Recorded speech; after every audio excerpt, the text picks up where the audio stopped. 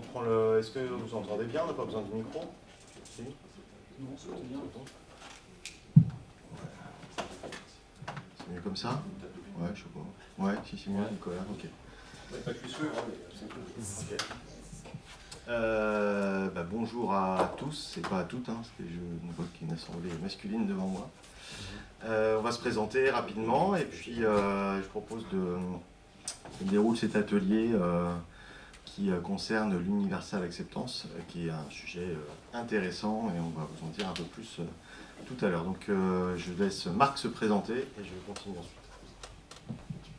Alors bonjour, je suis Marc Van Herval, je suis ingénieur R&D à l'AFNIC. Alors je fais partie d'une équipe d'environ 8 personnes à l'AFNIC qui font la R&D. Et, on intervient sur beaucoup de sujets qui ont un rapport avec le DNS. Moi en particulier, je fais de la R&D sur les outils de test du DNS et puis sur l'authentification dans les mails sur SPF, DKIM et DMARC. Et donc Benoît Ampeau, directeur des partenariats de l'innovation, et donc je suis responsable de l'équipe R&D dans laquelle Marc travaille, donc je suis très content de voir Marc avec moi, qui est le sachant sur pas mal de sujets qu'on va vous présenter ce matin. Et donc de la R&D, mais aussi de la formation et de la relation avec des écoles ou partenaires académiques, parce qu'on fait aussi des projets de recherche avec de la publication d'articles, des papiers. On s'intéresse à plein de sujets, comme l'a évoqué Marc, mais aussi beaucoup à la standardisation, à la normalisation et à l'évolution des protocoles de l'Internet en général. C'est dans une des missions de l'AFNIC. J'ai quelques diapos sur l'AFNIC pour... est-ce que tout le monde connaît bien l'AFNIC ou... Enfin voilà, c'est pas pour faire de la promo, c'est juste pour vous resituer. Et après, on va tout de suite plonger dans le sujet de l'Universal Acceptance, qui est un sujet intéressant, sinon on ne serait pas là. Et c'est un sujet qui est vraiment encore à défricher sur pas mal de points, parce que l'on voit qu'il y a quand même encore beaucoup de progrès à faire sur ce sujet-là. Rapidement, c'est pas de la pub, c'est juste pour savoir qui on est et ce qu'on fait dans la vie. L'AFNIC, on est à Saint-Quentin-en-Yvelines. On est une association de loi 1901, donc c'est une association ouverte. Donc là, je prends mon bâton de pèlerin, parce que sinon notre directeur général me le reproche à chaque fois, parce que j'oublie de le dire. Donc en tant que personne physique, individu ou personne morale, société, on peut adhérer à l'AFNIC et donc participer, contribuer à la vie de l'association, comme n'importe quelle association. Que ça soit, et donc il y a plusieurs collèges utilisateurs de l'Internet, le collège bureau d'enregistrement, le collège international, enfin voilà, donc selon ses sujets de prédilection et également son statut, on a la possibilité de s'impliquer dans la vie de l'association. On a une mission d'intérêt général, et en fait on a notre leitmotiv depuis de nombreuses années maintenant. On a trois grandes axes prioritaires: contribuer à un Internet sûr et stable à notre échelle, mais on y joue une grande part quand même à l'échelle française, de plus en plus. Ouvert aux innovations, donc ça c'est toute la partie que j'évoquais avant, R&D, prospective et futur de l'Internet en général, et puis où la communauté française joue un rôle de premier plan, c'est aussi faire valoir notre statut et aussi nous montrer, je dirais, dans les organisations internationales. Ça, je vais passer, les parties prenantes. Ça, c'est intéressant. C'est toutes les extensions que l'on opère soit en tant que registre. Donc l'AFNIC opère en tant que registre le FR et 5 extensions dites ultramarines: Réunion, Saint-Pierre-et-Miquelon, Terre australe française, Wallis-et-Futuna et Mayotte. Des appels d'offres sont en cours, et donc il se pourrait que d'autres extensions soient gérées par l'AFNIC prochainement, mais nous attendons encore les résultats des dépouillements, et d'autres consultations sont à venir. Et puis on opère ce qu'on appelle opérateurs techniques, techniquement des GTLD et des CCTLD aussi. Aujourd'hui, ça tombe bien, on est sur les terres du point BZH, donc nous on est l'opérateur technique de BZH, mais aussi Paris, Corsica, Alsace. On gère le point OVH, on n'est pas peu fiers, parce que OVH techniquement n'a pas besoin de nous, mais voilà, pour l'extension, On est très content d'opérer ça pour OVH. Le Gabon, donc ça c'est un CCTLD, et le NIC Sénégal, le .sn. Voilà, et le Muséum, qui est une extension historique, et qui est une association basée à Paris, d'ailleurs, je ne savais pas au tout début. Et puis on gère aussi pour des sociétés, des extensions, donc le .SNCF, le .Leclerc, qui est un des plus utilisés dans notre portefeuille, avec toute une déclinaison de marques, Bostik, Total et MMA. Voilà. Quoi vous dire d'autre? Tous les chiffres sont là.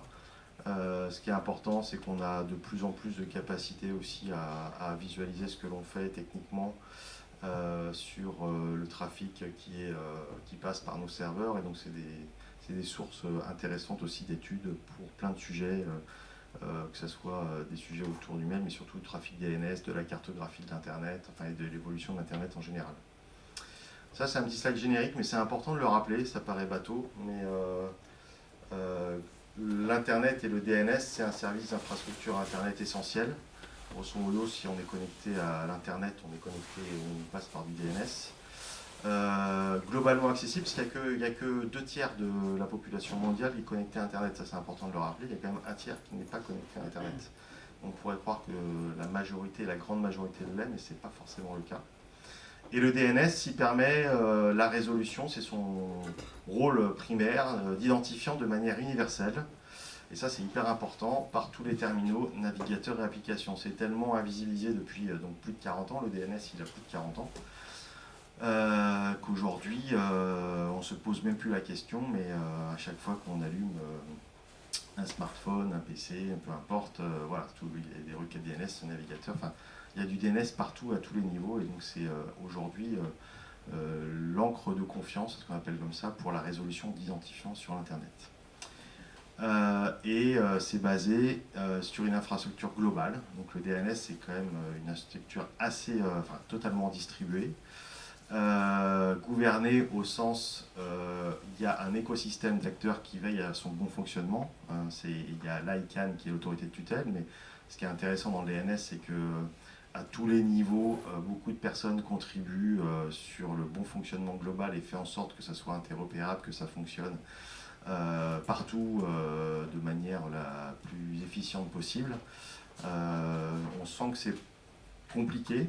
Aujourd'hui, les temps font qu'il y a de plus en plus de discussions, il y a des stratégies ou politiques nationales, internationales qui font que le modèle il est performant aujourd'hui, il n'est pas parfait, mais il faut se battre quand même régulièrement dans les instances internationales pour que ça continue à fonctionner comme ça le fait, parce qu'on hérite quand même d'une situation assez confortable où globalement le DNS est très interopérable. Ça je vais passer, c'est notre nuage NK, c'est la manière dont quand vous faites une requête sur un point .fr ou une extension que l'on gère, c'est les points de présence dans le monde de nos nœuds DNS Anycast. Voilà, et donc c'est une infrastructure qui évolue. Récemment, on a remis un nœud à Lille, à côté de chez OVH, parce que ça nous paraissait intéressant et il y avait moins de trafic sur le nœud précédent qui était à Bruxelles de mémoire. Voilà, donc on opère des serveurs, hein, c'est aussi notre métier primaire. Axe de recherche innovation, juste, c'est pas de la pub encore une fois, c'est quand même pour vous montrer un peu, c'est que le DNS, c'est une infrastructure essentielle et en fait elle est utilisée pour plein de cas d'usage. Et donc ça c'est pour juste illustrer les sujets d'intérêt pour nous en termes de R&D. On travaille beaucoup depuis plus de 10 ans, presque 15, sur l'Internet des objets au sens identification et amélioration de la sécurité sur l'IoT. On travaille beaucoup aussi sur la blockchain, le Web3, les identifiants blockchain. J'appelle pas ça les noms de domaine blockchain parce que les noms de domaine c'est le DNS. Les NFT, le DNS comme PKI. On travaille beaucoup aussi sur la partie abus cyber. On est présent dans les organismes de standardisation, l'Union internationale des télécoms, l'IETF, le RIPE-NCC, où Marc va très régulièrement aussi.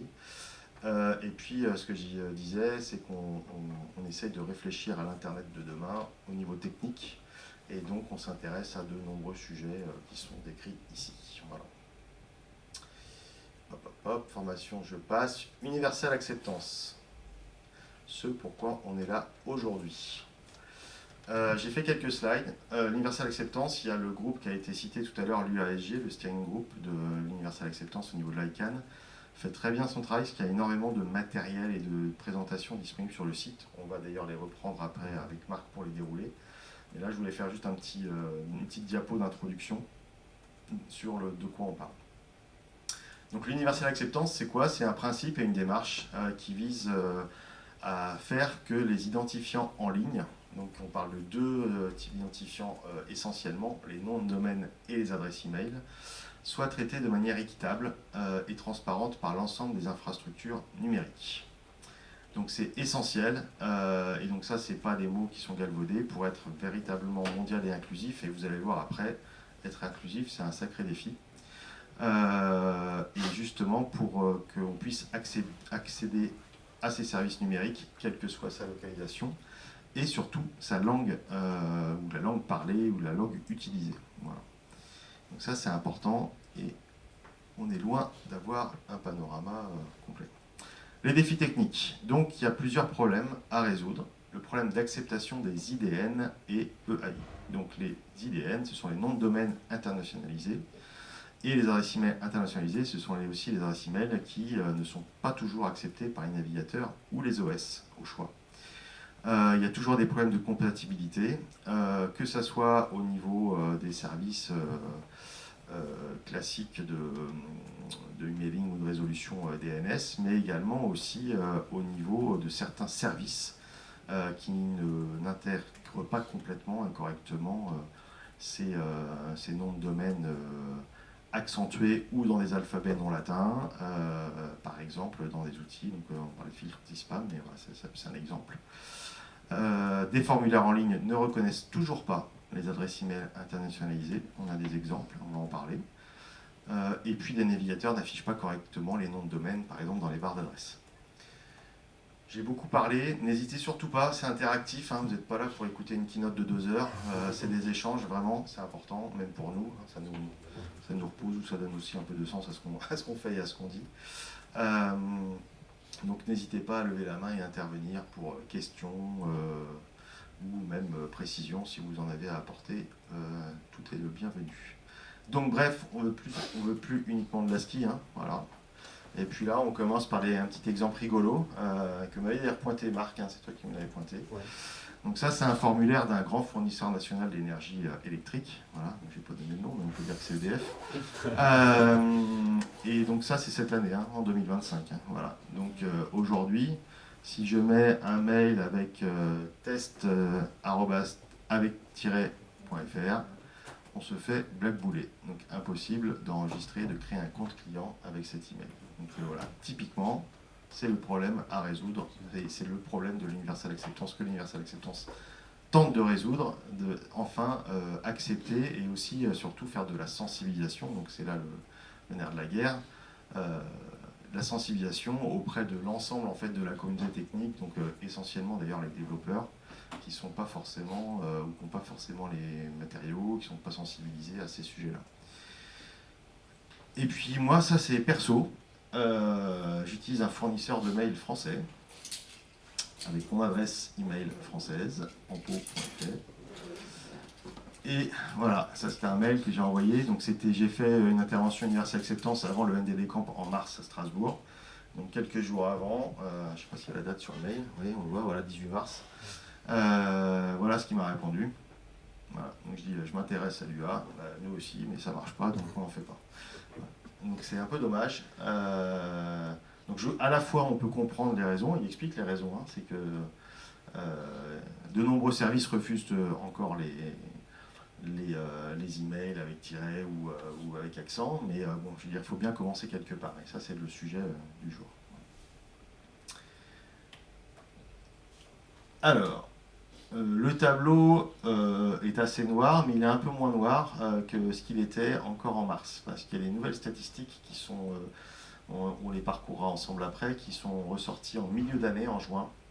Parce que si vous regardez bien dans le tableau ici présent, on avait un recul entre 2022 et 2020. Vous voyez, 2020 par exemple, si je me mets, je ne sais pas si on voit la souris. Hein. Ouais, on voit. Ouais, voilà. Hop. 2020, c'est la barre du milieu. Voilà, et 2022 c'est celle-ci, et 2025 c'est là. Donc par exemple, ça sur les, euh, les IDN ASCII, voilà, là on a fait, là c'était stable, mais par contre sur les ASCII New Short, on avait régressé. Donc là en 2025, 3 ans après, on a un peu augmenté, mais vous voyez, c'est pas foufou, hein, voilà, sur les IDN, c'est vraiment, ça s'améliore, mais c'est loin d'être fou, donc tous ces chiffres sont en pourcentage. Donc voilà, des solutions, il y en a beaucoup. Des solutions techniques, il y en a. Et ça, c'est intéressant, et c'est tout le travail du UA Group, c'est qu'il liste et il référence tous les frameworks et les bibliothèques qui supportent maintenant les IDN et les adresses email internationalisées. Il y a des bonnes pratiques qui existent, et puis bah, nous, comme on le fait aujourd'hui, ou avec l'équipe du NDD Camp, bah, on profite de ces événements-là pour faire de la sensibilisation, et que pour vous aussi derrière, vous puissiez faire, je dirais, peu ou prou la même. Ce qui est intéressant pour nous, donc c'est un peu la présentation dont vous êtes le héros là. Après, moi je ne sais pas qui vous êtes exactement, ce que vous faites au quotidien. On peut tout à fait aller sur des problèmes très techniques si vous voulez, ou rester un peu plus haut niveau. Tout est possible, on a des supports qui traitent des deux en fait. Voilà. Donc, n'hésitez pas s'il y a vraiment une problématique concrète parce que vous développez dans un langage ou vous supportez, vous travaillez sur un système d'email ou un serveur de messagerie, ben on a des supports et puis on peut aller directement en profondeur sur les sujets. Pour vous montrer que la situation n'est pas figée, typiquement, il y avait, donc c'était en 2023, il y a 2 ans, l'équipe de l'Université d'Acceptance et au niveau de l'ICANN avait fait un audit et avait listé des problèmes concrets, notamment auprès de Facebook, parce que les liens vers les noms de domaine IDN ne fonctionnaient pas, tout simplement. Et ce qui est bien, c'est que ça a servi à quelque chose, que quelques mois après, ils ont résolu le problème.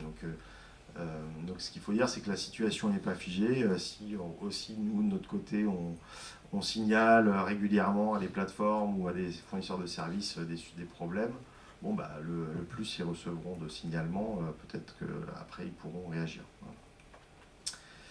Et maintenant, alors le problème c'est que c'est complexe. Voilà. C'est pas une seule personne qui change tout. Il y a besoin de collaborer, d'où ce que l'on fait aujourd'hui ici. Et puis, il y a des opportunités, parce que ce qui est intéressant aussi, c'est que le plus on intègre ces éléments-là, le plus l'Internet devient inclusif et l'accessibilité générale est simplifiée. Parce que même si quelqu'un est très orienté business métier, le fait d'avoir des sites qui supportent multiples langues et de multiples graphies notamment, bah, c'est aussi des avantages compétitifs quand on veut se développer à l'international tout bêtement. Tout le monde ne parle pas anglais avec des caractères ASCII. Donc voilà, donc c'est ce que je vous disais un petit peu, cette petite présentation, la présentation de sensibilisation générale qu'on va faire, des questions-réponses, et puis après, oui, il y a pas mal de documents qui sont disponibles, certains qui sont plus frais que d'autres, notamment certains qui sont sortis en 2025. Donc on peut regarder, si vous voulez, il y a un rapport, vous pourrez regarder après, on pourrait aller ensemble ou pas, sur le top 1000 des sites web et nom de domaine au niveau global et voir le taux d'acceptation des emails en EAI. Ils ont fait un gros travail aussi de prise en charge de l'acceptation universelle sur la partie programmation. Donc ils ont listé les bibliothèques, etc., les frameworks. Et donc ça c'est intéressant, ça peut vous intéresser si vous êtes développeur par exemple. Enfin voilà, donc on peut décliner tout ça. Donc c'est à votre main. Si je vais vous présenter alors,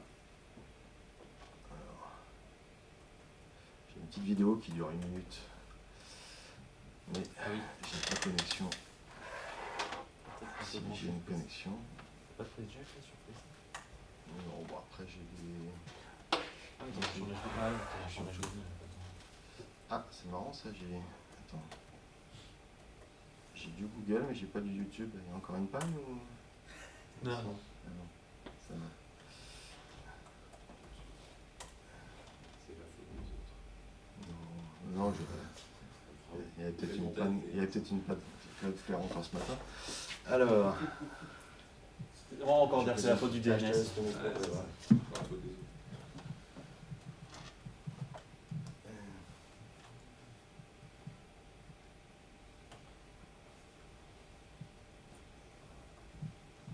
Oui, alors pour la petite anecdote, la capture d'écran que Benoît a présentée avec l'EDF qui n'acceptait pas les adresses mail, alors elle venait de moi. Euh, ils ont corrigé, mais ça a été laborieux. Il a fallu que je fasse au moins 2 mails et un coup de fil pour qu'ils corrigent. Donc le chemin est long, Mais c'est possible. mais bon voilà, faut pas désespérer quand ça marche. Ouais. Le temps de trouver la vidéo, j'ai un petit problème de conception, je crois, dans ma tête, de comment on peut ne pas faire passer un mail dans un champ qui est juste du texte. Et j'arrive pas à... Enfin, là, j'ai peut-être plus la traduction, mais j'arrive pas à comprendre, c'est un champ texte, techniquement. J'arrive pas à voir c'est quoi le problème technique. Le contrôle de surface. Ouais. Le contrôle de surface, en fait, c'est dans une interface web. Lorsque en fait, le développeur, lui, avant que ça parte au serveur, cette information, ce champ texte, je vais déjà faire un contrôle. Donc je vais dire, si là-dedans, il n'y a pas d'arrobase, ou que ça finit pas par .fr, ou que ça finit, je vais lui mettre un message en disant l'adresse mail est incorrecte. Oui, mais l'adresse mail là était bien bonne. Enfin, c'était test-tuto.com. Oui, test avec. Oui, en fait, là en l'occurrence, le développeur du formulaire ne savait pas qu'on pouvait mettre un tiret dans un nom de domaine. C'est l'expression régulière qui était mal formée. Non, c'est Voilà. pas une blague. On a plein des comme ça. Ah, d'accord, ouais, c'est ça. Ah, j'ai pas poussé le vice jusqu'à tester avec un caractère accentué, parce qu'en fait, qui dans la salle sait qu'on peut mettre des caractères accentués dans un nom de domaine? Je savais qu'il y avait des... Bon, une petite moitié de la salle quand même, donc voilà. Et puis d'ailleurs, on le voit avec les IDN. Alors sur le .fr, on peut enregistrer des noms de domaine avec des caractères accentués, mais tout le monde ne le sait pas, et parfois même, moi j'ai vu passer un typo squatting de Pôle emploi.fr où en fait l'enregistrement de nom de domaine, c'était Pôle emploi avec l'accent sur le O qui était enregistré, mais c'était pas Pôle emploi, c'était quelqu'un qui voulait se faire passer pour le vrai Pôle emploi. Mais le vrai Pôle emploi, c'était Pôle emploi sans accent. Juste sur rebondir sur l'histoire du formulaire, j'avais eu ce débat-là il y a quelques années maintenant. J'avais donné des cours dans une école et j'avais une population de futurs devs devant moi, enfin devs en alternance, donc quand même devs. Et on avait amené le débat sur le contrôle effectivement des adresses mail. Et en fait, ils s'étaient rendu compte qu'ils utilisaient les regex de contrôle, et quand je leur demandais pourquoi, ils m'ont dit on ne sait pas, on a toujours fait comme ça. Et en fait, il y a un changement de vision qu'il faut faire. C'est pas parce qu'on l'a fait depuis 20 ans qu'il faut continuer à le faire, parce qu'il y a 20 ans, on n'avait pas les niveaux TLD, on n'avait pas ce genre de choses. Et quand je discutais avec eux, en fait, on se rendait compte que oui, mais on a quand même besoin de contrôler si l'adresse mail est bonne. Alors déjà, pourquoi on a besoin de contrôler? Et ensuite, comment on contrôle? Et tout est sorti en fait. Du coup, il ne faut pas que le TLD il fasse plus de 5 caractères. Je suis désolé, il y a des TLD qui font largement plus de 5 caractères. C'est ça. Mais dans ce cas-là, il ne faut pas aussi qu'on ait de trait d'union dans le nom de la boîte. Si, ça passe. Et jusqu'à dire que, si, finalement, en fait, tout ce qu'il nous faut, c'est d'avoir un serveur MX. Même pas, parce qu'on peut envoyer du mail sans serveur MX. Ça marche difficilement, mais ça marche quand même. Et en fait, il s'est rendu compte que le mieux à faire, c'est peut-être d'envoyer un mail au client avec un token, et puis s'il valide, c'est que l'adresse est bonne. Voilà. Donc on va arrêter d'utiliser des regex. Mais au début de la discussion, c'était vraiment ça. C'était, on a nos regex, on veut contrôler, mais en fait, on ne sait pas pourquoi. Et puis on arrête de copier-coller les regex de forum d'il y a 15 ans ou 20 ans. Voilà. J'ai une madame à la maison l'autre jour qui a testé un truc, et effectivement, le formulaire, la regex n'acceptait pas de TLD de plus de 3 caractères. Voilà. Le point info, c'est 2001 quand même. C'est ça. Si je peux donner un exemple, je travaillais sur un site français il n'y a pas très longtemps, il y a moins de 6 mois, où en fait la seule adresse mail que j'ai pu mettre pour remplir le formulaire, c'est mon adresse en Gmail, parce que mon adresse mail en .fr, il n'a pas voulu. Il m'a dit non, c'est pas un Gmail. D'accord. C'est Gmail ou rien. Mais c'était ça. J'en ai une, je sais pas pourquoi, mais j'en ai une, bon. Ah oui, non, mais c'est un vrai sujet l'Universal Acceptance.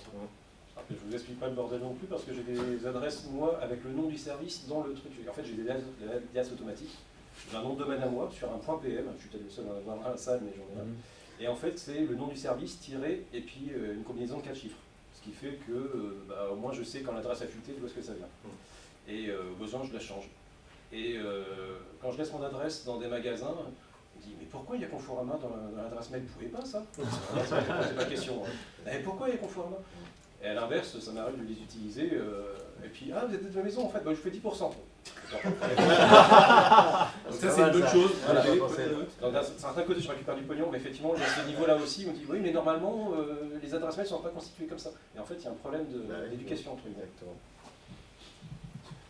Oui, bon, bah, c'est une bonne astuce, je reprends note. C'est celle-là. Ça marche Merci. pas partout. Hein.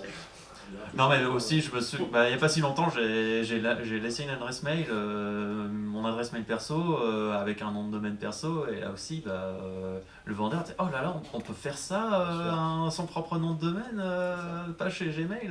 C'est ça. C'est trop nouveau pour ça. Je propose, là, il y a une vidéo de 2 minutes, donc elle n'est pas trop longue. C'est quand même la responsable du conseil d'administration de l'ICANN, Tripti, qui explique pourquoi c'est important, Universal Acceptance. Et donc voilà, ça fait partie de ce programme de sensibilisation. Donc je propose de...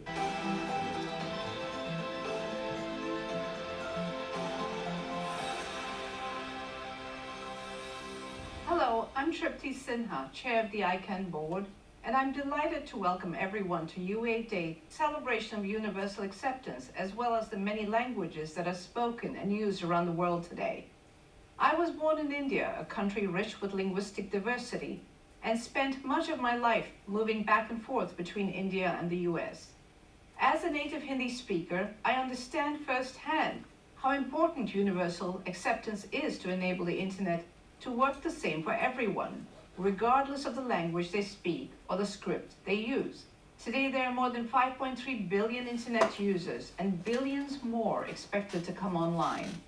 Most of these new users will be from countries where people speak and write in languages other than English. By achieving universal acceptance in every Internet-enabled device, software application, and system, we can help ensure a more inclusive Internet for both new and existing users. When people can use the language and script of their choice online, they are able to experience the full social and economic power of the Internet. Universal acceptance means that no one is excluded, no one is left behind. Whether you are joining a UA Day event virtually or in person, your contributions are important. By participating in UA Day, being part of the UA community, and making your own systems UA ready, you are helping build a truly global, multilingual Internet. This work is a collective effort of many, and I'm encouraged and inspired by everyone's commitment. I'm especially pleased that many of this year's events are focused on UA adoption, as it shows how far we've come in building support for UA. Thank you to the organizers of this year's UA Day events, to everyone taking part around the world, and to all those who have made this milestone event possible. Together, we are moving closer to making universal acceptance a reality and building one Internet for all. Thank you. Voilà, c'était court.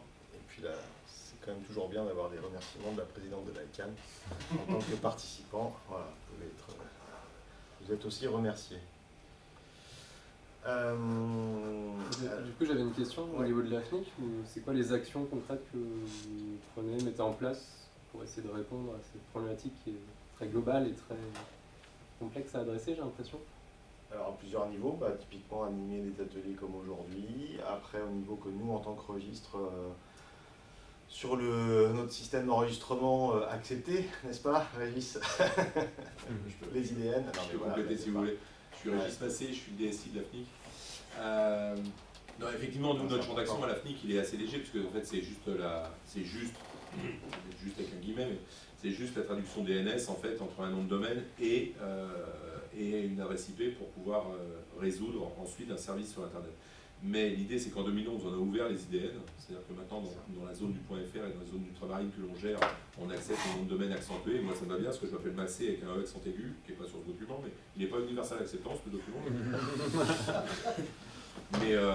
on accepte les noms de domaine et effectivement on résout ces noms de domaine en .fr. Maintenant la difficulté de l'Universal Excellence c'est de participer on participe à l'ICANN, on participe à pas mal d'événements pour pousser cette chose-là parce que il faut que ça marche au niveau des développements, c'est surtout au niveau des développements d'interface que l'on sent qu'il y a un blocage. Il faut que ça se développe également sur tout ce qui est transmission de mails parce que les mails avec des accents aujourd'hui au niveau de l'IETF, il y a des travaux qui sont en cours parce que les mails avec l'accent, il y a beaucoup de serveurs de messagerie qui les bloquent. Et donc moi, quand j'ai un massé.fr, si j'envoie un mail avec massé.fr, ça ne marche pas, parce que les serveurs de messagerie vont me dégager mon nom de domaine. Et on travaille beaucoup au niveau mondial, parce que nous, effectivement, on va dire qu'en France, on est bien lotis, on a de la chance, on est sur des caractères latins. Mais l'Universal Acceptance aujourd'hui, c'est, je veux envoyer un mail à un collègue que j'ai en Inde, ou que j'ai, je ne sais pas dans quel pays, rien qu'en Grèce par exemple, où c'est pas du latin, c'est du cyrillique, et j'aurais utilisé son nom de domaine à lui, et je me retrouve coincé parce que j'ai pas cette faculté. Et nous, c'est vrai qu'on le voit souvent en disant, bah oui, mais pour les États-Unis, pour l'Europe, etc., on a beaucoup de choses qui sont sur du Latin script, mais finalement dans le monde, si on regarde le nombre de personnes qui parlent avec des autres alphabets que le Latin script, sont bien plus nombreux que nous. Et c'est là où on essaye d'étendre, et je fais une transition parfaite. Merci, monsieur Anco. C'est un numéro de duettiste. Merci Régis. Donc ça c'est le support type que fournit par le groupe de travail sur l'UA. Et donc en plus ils ont le bon goût de donner ou fournir des documents dans plusieurs langues, notamment en français. Donc n'hésitez pas à aller sur le site, il y aura les références après, vous pouvez récupérer l'ensemble de ces documents. Donc c'est important, alors ça paraît, ce sont des chiffres qui paraissent à la fois, je dirais, évidents, mais c'est toujours bon de les rappeler.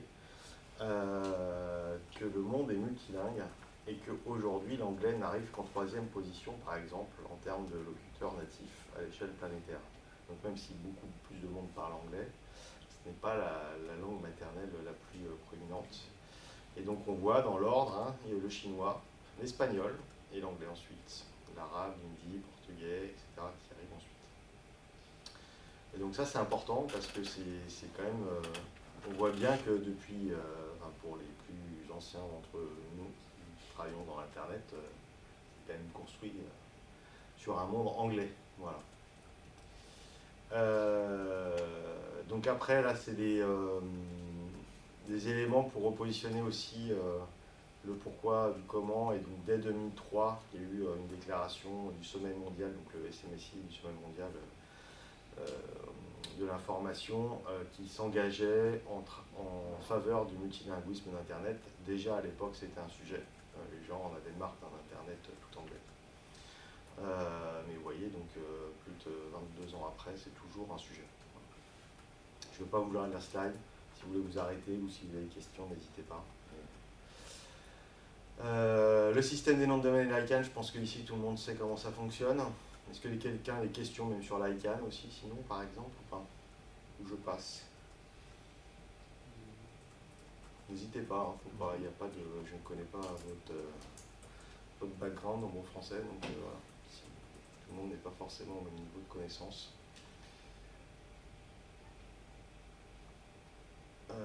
L'évolution des domaines, donc ça c'est ce qui a été évoqué, ça c'est important aussi. Donc dans le passé, on avait des noms de domaine principalement en 2 ou 3 lettres, un caractère latin, même s'il y avait le point .info, le point .museum, qui sont des extensions historiques. Mais en 2012 notamment, l'évolution du DNS et de la racine a été ouverte à de nouvelles extensions. Donc c'était près de 1200 nouvelles, donc GTLD comme générique, top level domain, qui se sont ouverts, et donc là on voit bien qu'effectivement ça passe plus à cette échelle des 2-3 caractères ou des extensions génériques connues. Mais surtout, il y a des nouveaux TLD qui intégraient également des noms de domaine, enfin des caractères internationaux, dans des langues et des scripts locales, enfin des scripts locaux, pardon, donc écrits en chinois ou en arabe. Voilà. Et donc ça c'est important et ça a beaucoup changé la donne et ça, dès 2012 et enfin, dès l'ouverture de ces nouveaux GTLD, ça, je dirais on s'est encore plus rendu compte du problème d'acceptation et d'intégration de ces caractères dans les services Internet en général. Donc là, il y a toute une liste qui est ici présente. Alors, on a vu qu'il y avait aussi en 2009, bah voilà, il y a la liste exhaustive, hein, donc on voyait les points héros, les points mobiles, les points travel, points info. Il y avait des CCTLD, donc CCTLD c'est pour Country Code Top Level Domain, hein, ce sont les extensions géographiques de pays, voilà, qui sont essentiellement basées sur le ISO 3166. Merci. Voilà. Et puis à partir de 2012, il y avait de nouvelles extensions qui sont arrivées et qui ont mis un petit peu le bazar et qui ont été source de beaucoup à la fois de joie de pouvoir déposer ces extensions dans divers scripts, mais surtout après il y a une phénomène de déception et je me rappelle très bien, et ça se rappelle même quand le point .bzdash a été ouvert, etc., on avait bien vu qu'il y a des services mail qui n'acceptaient pas le formulaire avec point .bzdash car donc on ne parle même pas de parler mandarin ou russe ou arabe, là même le point .bzdash ça ne passait pas dans les formulaires. Voilà. Donc il y a 61 CCTLD avec des IDN, donc délégués ça veut dire qu'ils sont inscrits dans la racine et donc on peut résoudre sur internet. Pour 42 pays et territoires, voilà, donc ça c'est pour information. Ouais. La liste n'est pas exhaustive, puis, voilà. Par exemple il y a Inde écrit dans toutes les écritures de toutes les langues qui sont parlées en Inde, ou du moins à plus de vingtaine de langues. Sur les 60, il y en a 20 indiens. Alors, au moins, ouais. Au moins. Et puis il y en a d'autres. Puis,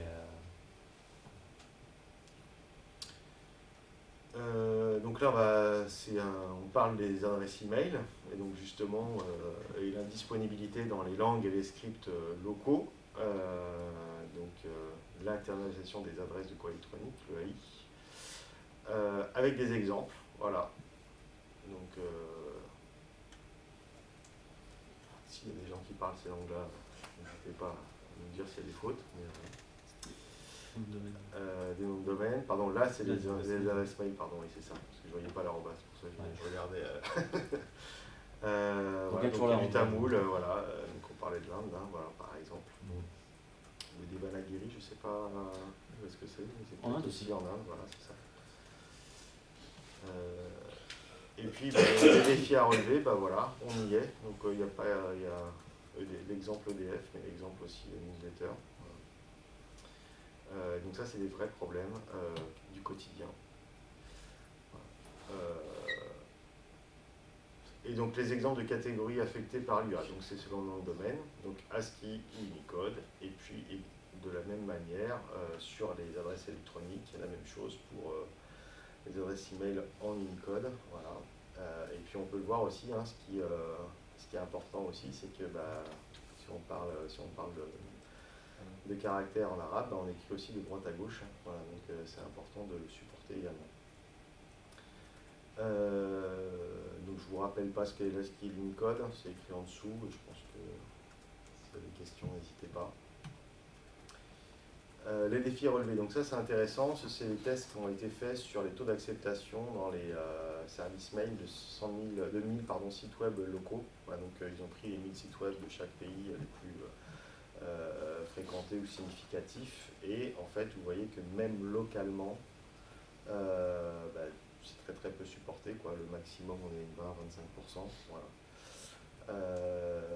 Dans des pays d'ailleurs où voilà, Chine, Russie et Inde, où on sent que ces sujets sont importants et traités. Le reste c'est un peu plus faible. Voilà.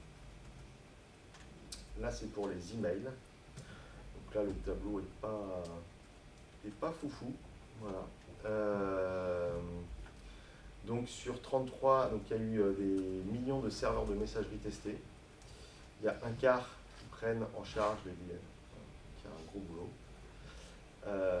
Donc ça c'est intéressant, il y a les liens, les supports, je vous enverrai, vous pourrez récupérer l'adresse mail où vous pouvez trouver tout ça, avec tous les détails, mais on voit que ça progresse, mais ça reste quand même, on ne passe en 3 ans que de 20% à peu près à 25%, donc ça progresse, mais c'est pas non plus complètement dingue. Et c'est aussi un enjeu parce que en même temps que nous, il y a une table ronde sur l'ouverture, les nouvelles ouvertures qui arriveront en 2026, et donc je veux dire, clairement, c'est pas forcément quelque chose qui va donner envie à des personnes d'avoir des nouveaux dossiers, notamment sur des nouvelles extensions géographiques non ASCII, on va dire.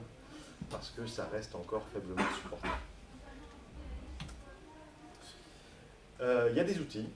Vous pouvez tester si le serveur de messagerie prend en charge ces adresses email internationalisées. Il y en a d'autres, je pense que tu en connais d'autres. On pourra faire le petit quiz après, on pourra faire Marc a préparé un petit jeu pour les détendre tous ensemble. Mais voilà, donc ça, il y a moyen de tester, il y a des outils pour ça. Il y en a un ici, mais il y en a d'autres. Voilà. Ça, c'est ce que j'évoquais d'ailleurs tout à l'heure.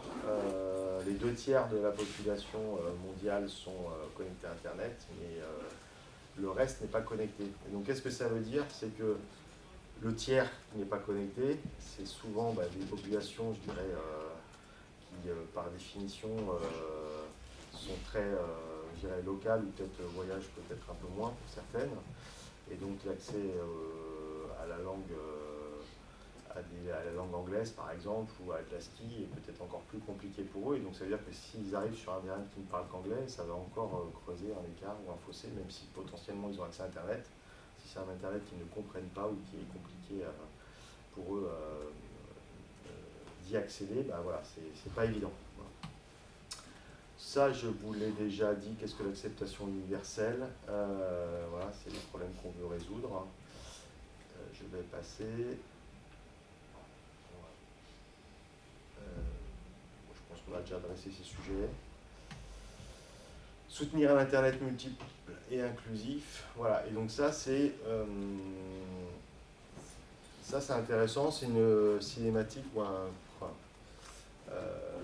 process que propose le groupe UA, c'est de quelle est la bonne démarche pour faire en sorte que ça fonctionne. Voilà, donc déjà, c'est un peu ce qui a été évoqué là dans les interventions, c'est accepter qu'un utilisateur puisse saisir des caractères dans un script local, des caractères accentués ou des tirets. Enfin voilà, l'utilisateur est libre de mettre ce qu'il veut finalement dans son input form, voilà, sur le formulaire ou dans son client mail. Que le logiciel doit accepter les caractères et connaître éventuellement leur validité, mais ça avec tous les caveats que ça peut comporter. De traiter, donc ça c'est important, correctement cette information, de la stocker aussi, ça c'est important pour ceux qui sont développeurs et qui travaillent beaucoup avec des bases de données, on s'amuse toujours entre les dates et l'IDF8, c'est toujours un sujet, enfin c'est souvent un des sujets. Et puis l'afficher correctement, c'est important, c'est restituer, donc il faut se poser ces questions-là à chaque fois, en fait, on a à gérer des caractères internationaux, internationalisés, des chaînes de caractères IDN, comment je la récupère, comment je la traite, est-ce que mon système l'accepte, et surtout, est-ce que je peux correctement la stocker et la réafficher, c'est important aussi. Donc ça je passe. Ah oui, non, ça c'est un peu intéressant. Ça montre que ça touche tout le monde, et ce qui est intéressant, c'est que dans cette démarche-là, ils essayent d'avoir une démarche assez globale. Ne pas adresser que la communauté des développeurs ou que la communauté des registres ou des routeurs mail, par exemple. Ils essayent de sensibiliser le maximum de personnes, et en fait toutes les personnes qui sont de près ou de loin sur la chaîne de ces services-là, que ce soit le web ou le service mail.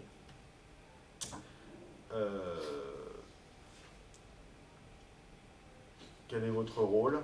Que vous soyez une entreprise, que vous soyez une illustration, donc ça c'est détaillé, je ne vais pas m'arrêter là-dessus. Il y a aussi des recherches qui sont aussi présentes, il y a beaucoup de programmes d'études sur l'UA, et c'est assez intéressant, généralement quand on aime bien avoir quand on s'intéresse à la mesure sur Internet en général, voilà, on découvre beaucoup de sujets intéressants autour de cela. Donc les rôles en tant qu'opérateur de registre, bureau d'enregistrement, je sais qu'il y en a qui sont présents aussi, mais pas que. En tant que titulaire aussi, voilà, donc c'est aussi des choix. Ça peut être intéressant en tant que titulaire de se dire, moi je vais choisir plutôt mon fournisseur de service mail qui accepte l'ISDN plutôt que l'autre, même s'il est 2 € moins cher par an. Donc ça c'est important. En tant que consommateur, entre guillemets, utilisateur, on a le droit de changer.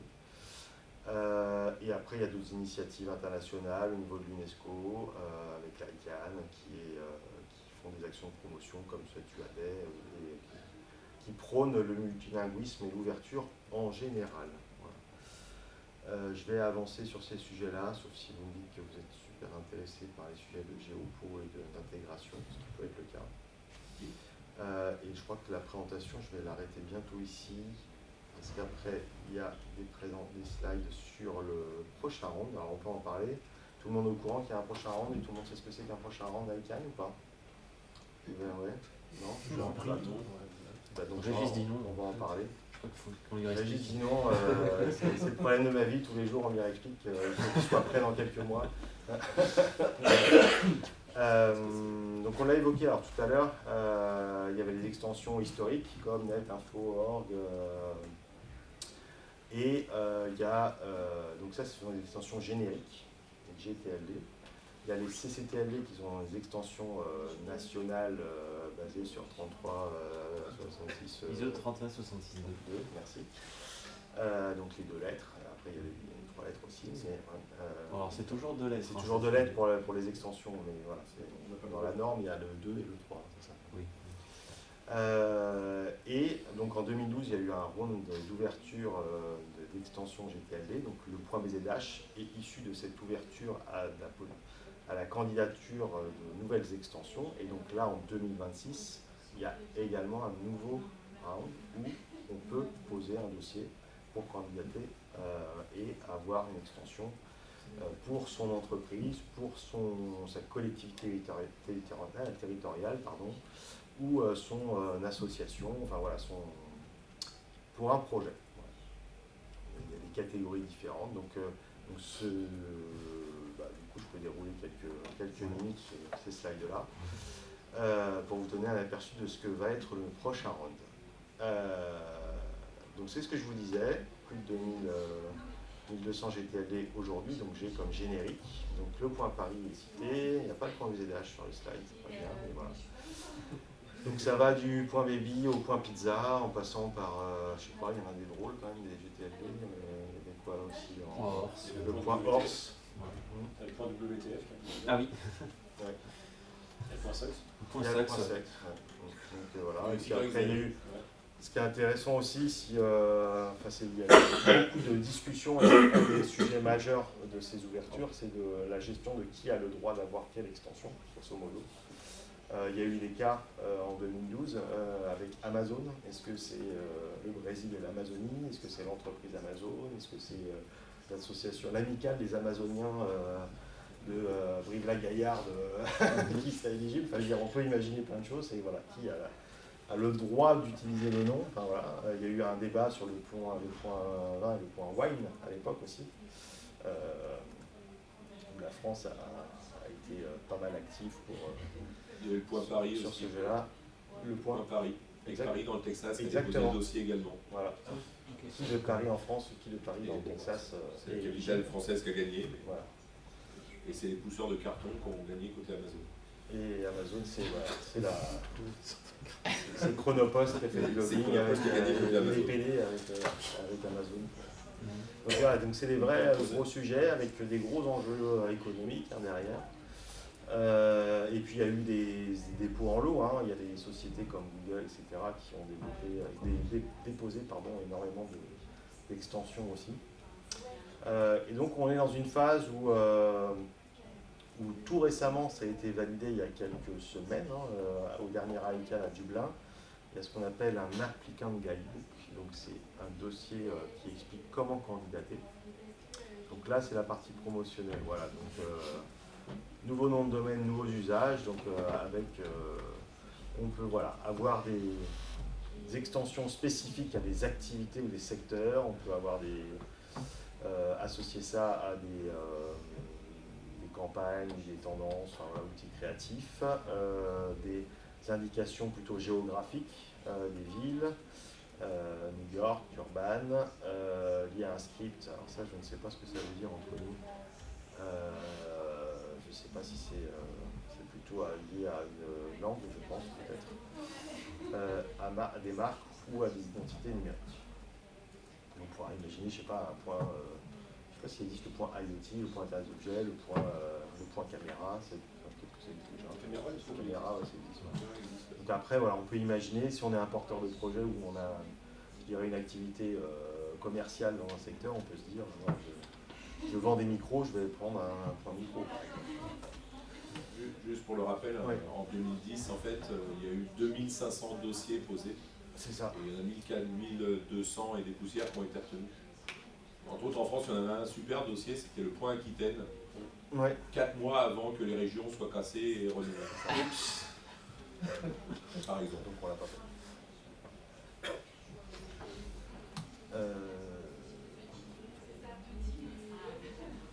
Je vais passer, voilà, c'est selon vos usages et ce que vous voulez en faire, il y a plusieurs mises en avant possibles et plusieurs usages de l'extension.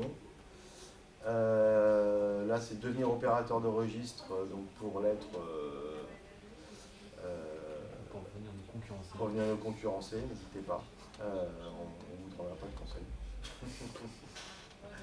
Voilà. Je vais regarder, voilà, c'est ça. Alors en plus, les chiffres ont un peu évolué. Pour vous donner un ordre de grandeur, si vous avez un projet, donc vous déposez le point micro, il y a des frais de dossier qui sont censés, qui couvrent la partie analyse, traitement, réception de dossier par l'ICANN. D'ailleurs, les chiffres ont un peu évolué à la hausse. Donc c'est une certaine somme, donc ça peut paraître cher. Ça l'est pour certains, ça l'est moins pour d'autres, ça dépend ce que vous voulez faire. Quand on imagine, si on est une petite association ou si on a même une collectivité territoriale, il y a des moyens qui sont, je dirais, limités notamment pour ce type de dépenses. Hein. Je dirais, les collectivités territoriales, elles ont des budgets beaucoup plus gros que ça, mais pour ce genre de projet lié au numérique, ça peut être un sujet. Et puis, il y a des questions qui se posent. Par contre, pour un grand groupe, une campagne de communication ou un grand groupe qui, souvent c'est le cas, mais pas tout le temps, mais qui a déjà énormément de noms de domaines et qui veut rationaliser tout ça, ça peut être un levier et donc c'est rentabilisé assez vite, sachant que ça c'est des frais de candidature, mais après il y a des frais qui sont tous les ans de contribution à l'ICANN pour l'opération et la gestion de cette extension, mais aussi vous devez choisir un opérateur technique comme un hébergeur. Vous choisiriez un hébergeur web pour votre site web ou un hébergeur DNS pour votre DNS. Donc il faut passer par un back-end. Donc la FNIC est back-end, mais il y a d'autres opérateurs. Et donc c'est pareil, vous devez aussi prendre en considération les coûts que vous avez à payer tous les ans pour cela. Ouais, question Régis, Non, c'est juste un petit complément, peut-être pour les gens qui ne sont pas tellement habitués à ça. En fait, ce qu'il faut bien comprendre en plus dans ces choses-là, dans les extensions qui ont été créées dans les nouvelles, c'est qu'il y a ce qu'on appelle des extensions fermées, des extensions ouvertes. Les extensions ouvertes comme le point BZH, le point Paris, le point Alsace, des choses où, en fonction de la politique de registre, les gens peuvent prendre un nom de domaine. Pour les marques, ce qu'on appelle les brands CLD, grosso modo, il n'y a que la société qui va pouvoir disposer de ces noms de domaine. Et donc en termes de cybersécu, ça apporte de vrais avantages pour la marque. Nous, on gère par exemple le point SNCF, le point MMA, enfin les back-ends de SNCF, MMA. Leclerc, par exemple, Leclerc a utilisé ça pour ses magasins, pour les communications entre ses magasins et les communications avec ses clients. Ouais. Et donc il y a des vrais avantages, mais il n'y a que la marque qui peut créer des noms de domaine. Ce qui veut dire que derrière, en fait, ils ont contrôle complet sur l'utilisation par les mails, par tout nom de domaine qui tombe. MMA, par exemple, communique à ses clients maintenant, ou BNP Paribas. Communique à ses clients. Si vous recevez un mail en point BNP Paribas, c'est un niveau de confiance complémentaire parce qu'on sait qu'il y a uniquement les gens de BNP Paribas qui peuvent utiliser ça. Donc la notion de marque, on voit sur le Proche Charente plutôt aller vers la notion de marque d'ailleurs que la notion de géographique ouvert. Ouais. Parce qu'il y a un vrai intérêt pour les marques, ils l'ont compris, ils n'ont pas forcément joué il y a 10 ans, enfin il y a 12 ans maintenant, même plus, 2010, 2015, ouais, c'est 15 ans. Mais donc du coup ils se disent maintenant c'est peut-être le moment d'y aller. Et donc des extensions globales d'activités, il y en a déjà plein qui ont été créées, on n'en voit pas forcément une vague forte arriver. Des villes, des marques, enfin des villes et des régions, on en voit un peu arriver, mais on voit surtout peut-être sûrement des marques arriver. Des marques ou un peu lié à un secteur de communautaire ou créatif. Il se dit, mais on verra. Vraiment, c'est beaucoup de pincettes et d'incertitudes qu'il y a des acteurs, notamment de la blockchain, etc., qui veulent déposer en masse des dossiers. Mais aujourd'hui, c'est que des bruits de couloir. Il n'y a vraiment pas de certitude là-dessus. Avec une petite particularité sur les marques, c'est que le point VH, on a l'impression que c'est une marque, c'est dédié au VH, mais en fait c'est ouvert à tous. Oui. Avec la particularité que si vous voulez un point VH, c'est chez OVH, c'est pas égal. Ça. Et oui, BNP Paribas est un bon exemple. Eux, ils ont une stratégie assez radicale. Hein. Ils ont basculé tous les portails, espaces clients, etc. en point BNP Paribas. Assez vite. Et ils n'utilisent que ça. Donc, en tant que client, c'est facile. Hein. C'est vrai que si on n'est pas chez eux, enfin, si on est dans la barre d'adresse, il n'y a pas BNP Paribas, c'est autre chose. Et eux, en plus, en termes de communication, c'est beaucoup plus simple pour eux de dire attention, maintenant, c'est que cette adresse et tout le reste, du spam, du phishing, tout ce que vous voulez. La question que je me pose par rapport justement au point BNP Paribas et au point Leclerc, Ouais. c'est que curieusement, en Pologne, il n'y en a pas. Les agences BNP Paribas en Pologne sont toujours en .com.pl, Leclerc également. Pourquoi ça a été fait en France sur ces deux enseignes-là? Pourquoi pas en Pologne? Et est-ce que dans les autres pays c'est le cas? Je ne sais pas. Curieusement, ça a été fait en France, mais pas forcément ailleurs. Peut-être que la direction, je sais pas, marketing client de BNP Paribas France était plus ouverte et plus, et je dirais, poussait vraiment plus pour ça. Et peut-être qu'en Pologne, c'est pas le cas. Enfin, bonne question. Alors, on le voit aussi sur des grands groupes. Google, la direction générale du grand groupe a voulu le faire, mais que les filiales en dessous n'ont pas forcément pris. Et la descente dans les filiales n'est pas forcément simple. Il y a des groupes qui ont des milliers de filiales et arriver à changer les DSI qui peuvent être indépendantes au niveau des filiales est un vrai combat.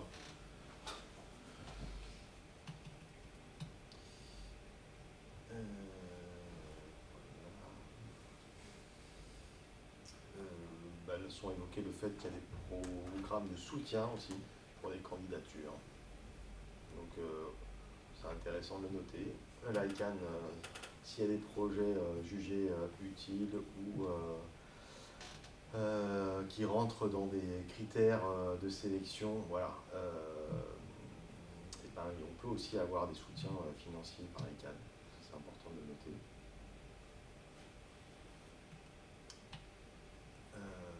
Voilà. Qui sont assez importants, 75%, 85%, pardon. Hop.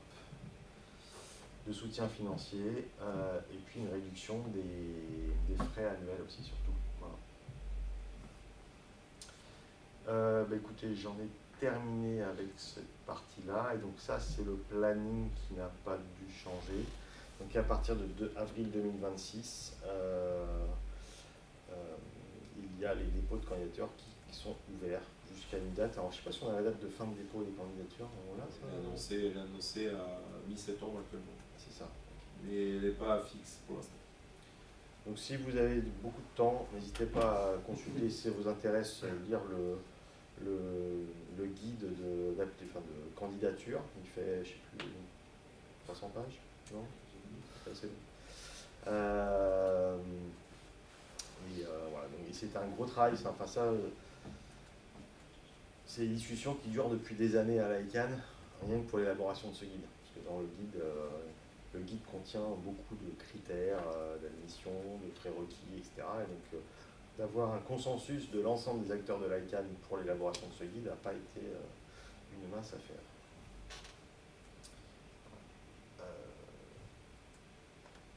Et l'adresse digital des programmes icann.org.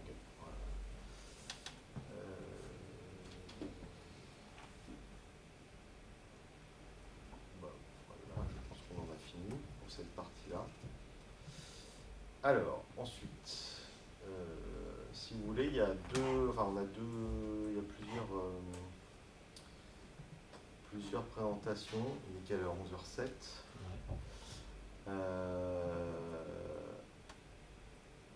Celle-ci. Tu vas dérouler celle-là ou pas?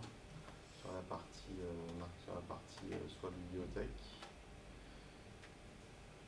Ça dépend en fait. Voilà. Est-ce qu'il y a beaucoup de développeurs dans la salle? C'est ça. C'est les développeurs signalés. La seule. D'accord. Qu'est-ce qui vous intéresserait le plus, par exemple? De regarder la partie mail ou la partie développement web, développement d'app? Moi, les deux m'intéressent. Les deux. Parce que celle-là est uniquement mail. taper la partie mail. Parce qu'il y a les stats et il y a il y a un support qui est orienté plus mail. Le développement, c'est quoi? C'est les librairies et tout ça? Exactement, qui détaille, il y a eu un gros travail de fait. Parce qu'en fait, c'est ce que je me disais, quand même, il y a chaque librairie, ils ont leur... Enfin, alors après, il y en a plein, hein, on est d'accord, Python, PHP, tout ça, mais en PHP, il y a filter var email, là. Je pense qu'il y a Les fonctions de vérification d'email natives des langages, si on attaque celle-là, après les formulaires, ça déroge, quoi.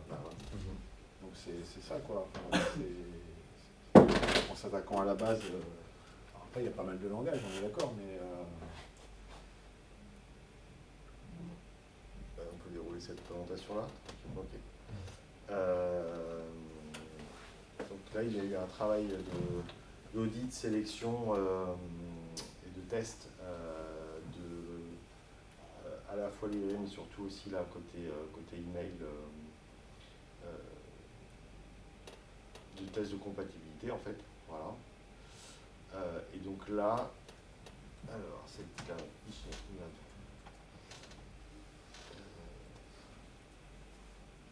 Linkification, c'est exactement. le fait d'extraire une adresse mail dans un texte libre et puis de le repérer et puis d'en faire un lien automatiquement. Donc ça signifie aussi découper correctement l'adresse mail voilà, par exemple, ça peut arriver une adresse mail avec un plus dans la partie locale. Moi, ça m'est déjà arrivé de la mettre quelque part et puis de voir que c'est juste la partie après le plus qui a été extraite qui devient un lien, alors qu'en fait le plus est un caractère tout à fait légal dans une adresse mail. Puis oui, après la génération de HTML, alors il y a aussi un autre enjeu, c'est toujours aussi un peu à cause du même caractère plus. Ça m'est déjà arrivé.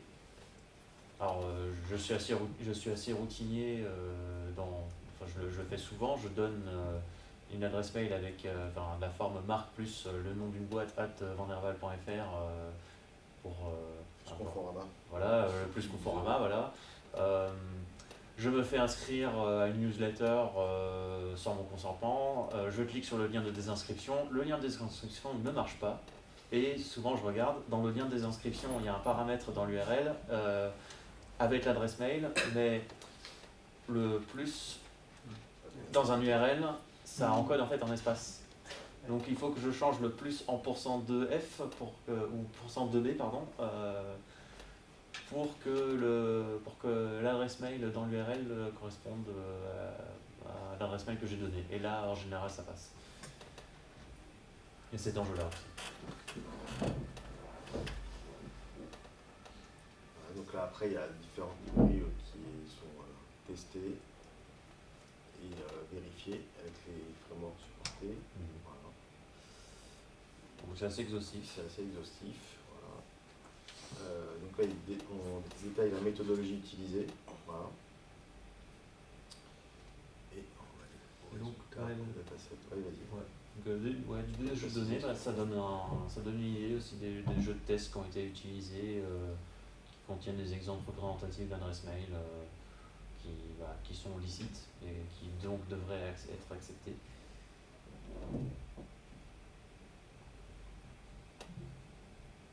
On regarde au résultat directement. Voilà. Donc, tu vas où j'y vais sur les résultats. Ouais, donc pour les résultats, il y a pour les résultats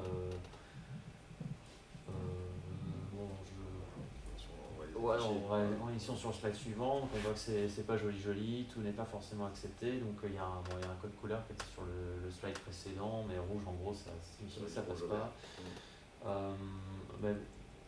Voilà, c'est que même les bibliothèques qu'on trouve sur étagère ne font pas forcément correctement les choses. après, il y a 50%, on ne sait pas si c'est Node.js, Angular, etc. Mais grosso modo, c'est-à-dire qu'il y en a un des deux qui ne marche pas. Voilà. Par exemple. Ce qui signifie donc que c'est pas encore universellement accepté et qu'il y a encore du boulot. Donc, ce qui est sûr, c'est que bon, la bonne pratique qu'on entend parfois, c'est dire bon, en fait, essayez pas de valider une adresse mail vous-même, prenez une bibliothèque tierce. Mais bon, c'est un conseil qui a ses limites parce que la bibliothèque tierce peut très bien avoir des bugs aussi. Donc, ça montre bien l'intérêt aussi d'avoir sa propre suite de tests. Et de tester quand même la bibliothèque tierce avant de l'utiliser.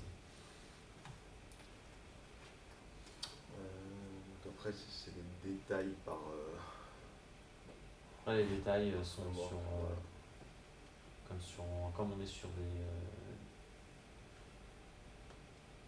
un exemple de ce que fait autolinker.js, quand on a un URL http://, est-ce que là on voit qu'il a été correctement notifié? Là c'est le cas.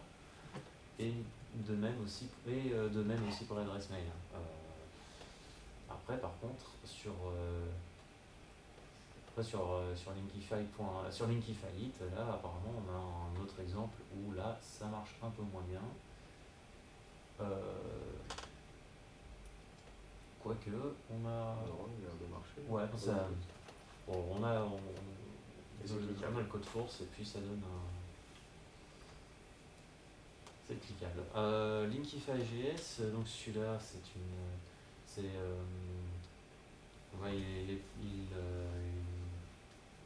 il a du mal à accepter les adresses mail qui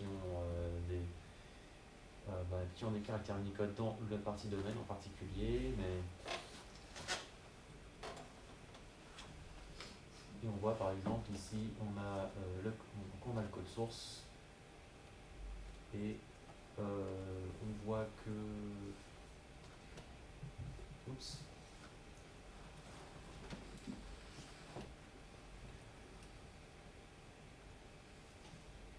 C'était lui qui fait. Bon, on va pas tout. Ouais, attendez. Je vais aller. Attends,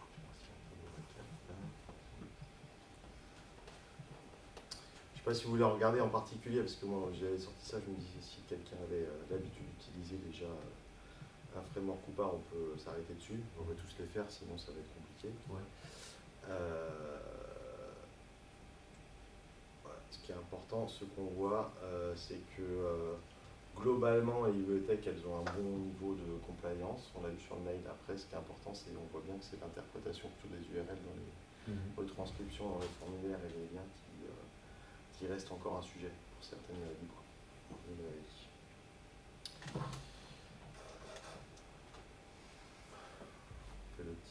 Tu veux pas faire un petit test? Ouais. Allez. Alors on va jouer un petit jeu puisqu'on parle d'adresse mail. Salut. Alors vous pouvez jouer, on peut jouer alors soit tous ensemble, on se fait un petit sondage ou alors là, tu peux le mettre sur l'écran là. Donc.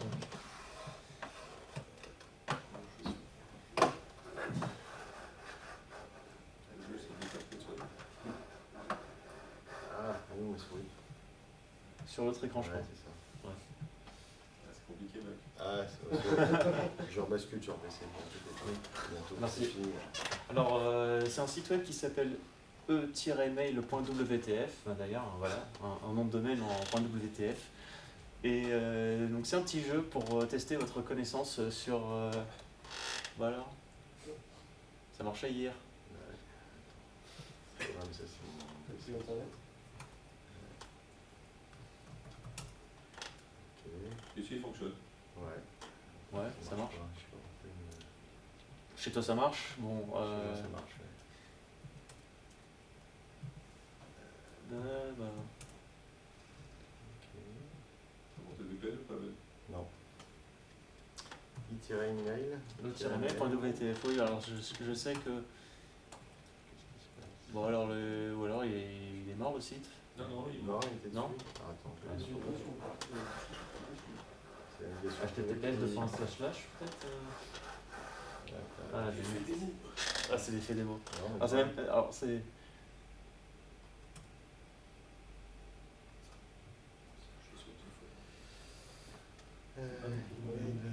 reste. Oui, le premier lien, ouais. Les gens qui bloquent. Voilà, c'est. Est-ce que c'est. Tu sais quoi, c'est le Wii qui bloque. Ah non, non, alors, est-ce que c'est le Wi-Fi du. Est-ce que c'est peut-être le Wi-Fi du. Là, je suis en partage de connexion. Moi, là. je partage pas de le wifi. chien. Ah, ok. C'est le partage de quoi? Ouais, les deux qui restent comme ça. Moi, je suis passé sur Wii, mais j'ai monté le VPN et le VPN. Je vais mettre le VPN. Ah, bah c'est le. Ah, bah ça y est, c'est. Ah, bah en bon exemple de. Bon exemple d'Universal Acceptance, ça, c'est les résolveurs de. C'est le réserveur de Bouygues. C'est Bouygues qui l'aime pas. Ouais. Ça y est, tous les mecs qui vont Un WTF, quelque part. Regardez, Je l'ai pas su. Un WTF, je suis sûr. Bon, j'ai des infras qui marchent. Le ministère n'a pas longtemps bloqué les télévisions. Ah oui, je sais.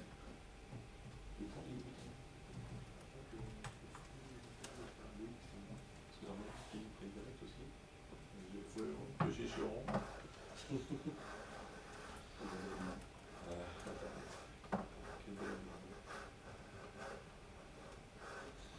Ouais, bah, je vais voir si. Sinon, on bascule sur mon PC.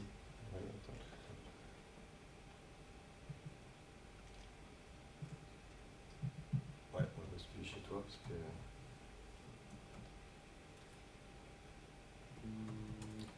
Ouais. Allez, hop. Ouais, bon, en fait, je vois. Il y a encore un peu. Encore le portail captif là. peux. Ouais, vas-y. Ah, ça y est, chez moi ça marche. Ok, chez moi ça marche. J'ai toujours rêvé d'avoir. J'ai vu quelqu'un avec un autocollant, chez moi ça marche. Meilleure excuse de développeur, ça c'est génial. Alors, chiant, en plus. ouais. En fait, c'est toi qui as développé la chaîne locale. C'est ça. Ok, alors donc là on est sur email. Donc là sur email.wtf, alors on va en profiter pour tester un peu vos connaissances sur les adresses mail. Parce que vous allez voir, l'email c'est les adresses mail c'est facile. Donc c'est le premier exemple, easyexample.com. Alors selon vous, est-ce que c'est une adresse valable?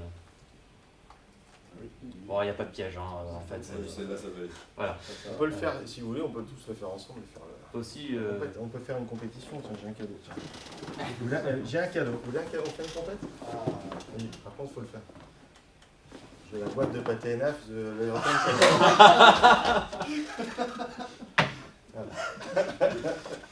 Ça vaut le coup d'aller la Sidéroïque. Ah ouais. Pour casser les boîtes, c'est ça. Je vais faire une course de monde. Donc, on peut faire un challenge. Si vous voulez. On montre du doigt. Bah, à la fin, il faudra montrer son score sur son téléphone. Hein. Ah, ouais. Ah ouais, il faut Ah faire. oui. Ah, J'ai pas essayé. Sur le papier. Ah, il faut déjà chercher une bonne opérature, cette phrase. c'est un squeeze. Oui, le blog vraiment. Ah ouais, je peux pas. Là, je me suis connecté en VPN à la maison chez Free, ça passe. C'est fou. Ah, on va tester avec oui, bah voilà, en problème d'Universal Acceptance, donc on n'avait pas anticipé, c'était les résolveurs. Exactement. Ceci dit, qui me fait, mais sur le réseau VPN, je fais On pourrait tester avec tous les OTLD, là, on peut télécharger le fichier de zone de la racine sur. C'est fou ça. Ouais. Allez, on y va. Ouais, donc.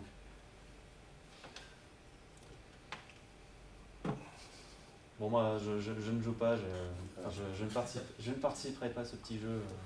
Tu ne veux pas du pâté? Je connais les réponses. Non, ce serait triché. Ce serait pas faire. Et on va faire les questions les plus dures. On va Oui. faire la sélection. Ouais. Alors, La 5 est rigolote. Bon, alors celui-là. à votre avis, Oui, bon. Voilà, l'exemple bon, Conforama, ça. voilà, j'en avais parlé en plus. Ça. Ça, non. Alors, C'est à main levée, là, de je vous chômage. fais. Oui, non. Qui est Là, pour oui? Non. Non. Ça, c'est non. Ouais, je vois. Voilà. Jusqu'ici, tout va bien. Ça, c'est non. Valide. C'est. Non plus. Celui-là. Ouais. Ah. Celui-là est rigolo. Mhm. Alors, non. Non. Ce dernier nom. Valide. Ouais. Valide. Ouais. Alors, Pourquoi? Valide, mais obsolète. c'est valide mais obsolète, et cependant, voilà, après on sait qu'il y a l'Internet Architecture Board qui s'est prononcé dans un document pour dire que les adresses mail avec une partie domaine où il n'y a pas de point, c'est mal. Et que c'est donc la raison pour laquelle dans un fichier de zone d'un TLD, on n'est pas censé mettre de MX. Mais donc, mais oui. C'est ton TLD example par exemple. Alors le TLD example, alors il est spécifiquement réservé pour la documentation et les exemples. C'est comme le example.com, ça, peut-être que vous connaissez. Non, ce que je veux dire, c'est que là, c'est une adresse potentiellement valide, quoi. Oui. Mais obsolète, à l'époque où ça a été fait, en fait, les moteurs le transformaient par example.com. Ils disaient c'est la première extension de .com à la .com. Alors de mémoire, c'est pas Google qui avait poussé le projet de faire du .less entre guillemets, de faire du nom de domaine sans TLD, et que l'ICANN avait été engagé. L'IAB plus précisément. Oui. Il y a des tentatives de push. Mais donc si c'est obsolète, faut pas l'utiliser, quoi. Ou alors c'est là où ça se discute, il ne faut pas l'utiliser pour de nouveaux projets, mais des MTA doivent quand même prendre en charge le comportement obsolète parce que les clients peuvent encore être sur le système obsolète. Okay. Je pense qu'il y en a de moins en moins. Ouais. Après en plus, alors là ici on cite la RFC 2028-22, mais c'est une RFC qui elle-même a été rendue obsolète par la RFC 53-22. Et quand on regarde la syntaxe d'une adresse mail dans la RFC 5322, si vous voulez toutes les réponses, il y a la grammaire pour la syntaxe obsolète aussi, qui est encore dedans. Mais avec voilà, le commentaire dit spécifiquement, il faut le prendre en charge en tant que serveur, mais en tant que client, faites pas quoi. Alors, avec des espaces. Des espaces. Valide ou pas valide? Valide, c'est une combinaison. Alors, No way. si je ne m'abuse, la réponse est non. La boîte de pâté, c'est vrai. Ouais. Mais le DGB se rapproche. Erreur comme ça. Ouais. Les mails, c'est facile, n'est-ce pas? Ouais, espace avant, espace avant l'arrobase. Ouais. Si on se dit que c'est un caractère non valide, qui se passe tout le temps. C'est valide. Mais c'est valide. Alors, de mémoire, c'est valide. Il y a un trim. Hein, ouais. Et oui, pour une certaine raison. Ils sont forts dans les Une forme de trim qui doit être faite oui. Alors ça aussi, No. avec un point. avec un point à la fin du local part. Sans le... Si, ça passe. Ça reste quand même. Si, ça Non, passe. je vais mettre un petit caractère en fait. Non, ça passe. Un petit caractère après le point? Ouais. Ouais, bah, ça veut dire que c'est pas valable alors. Ouais. Et alors, en effet, c'est pas valable. Oui, donc voilà, ça c'est aussi une subtilité. Alors, la réponse est aussi dans la RFC 5322, hein, si vous voulez tricher, mais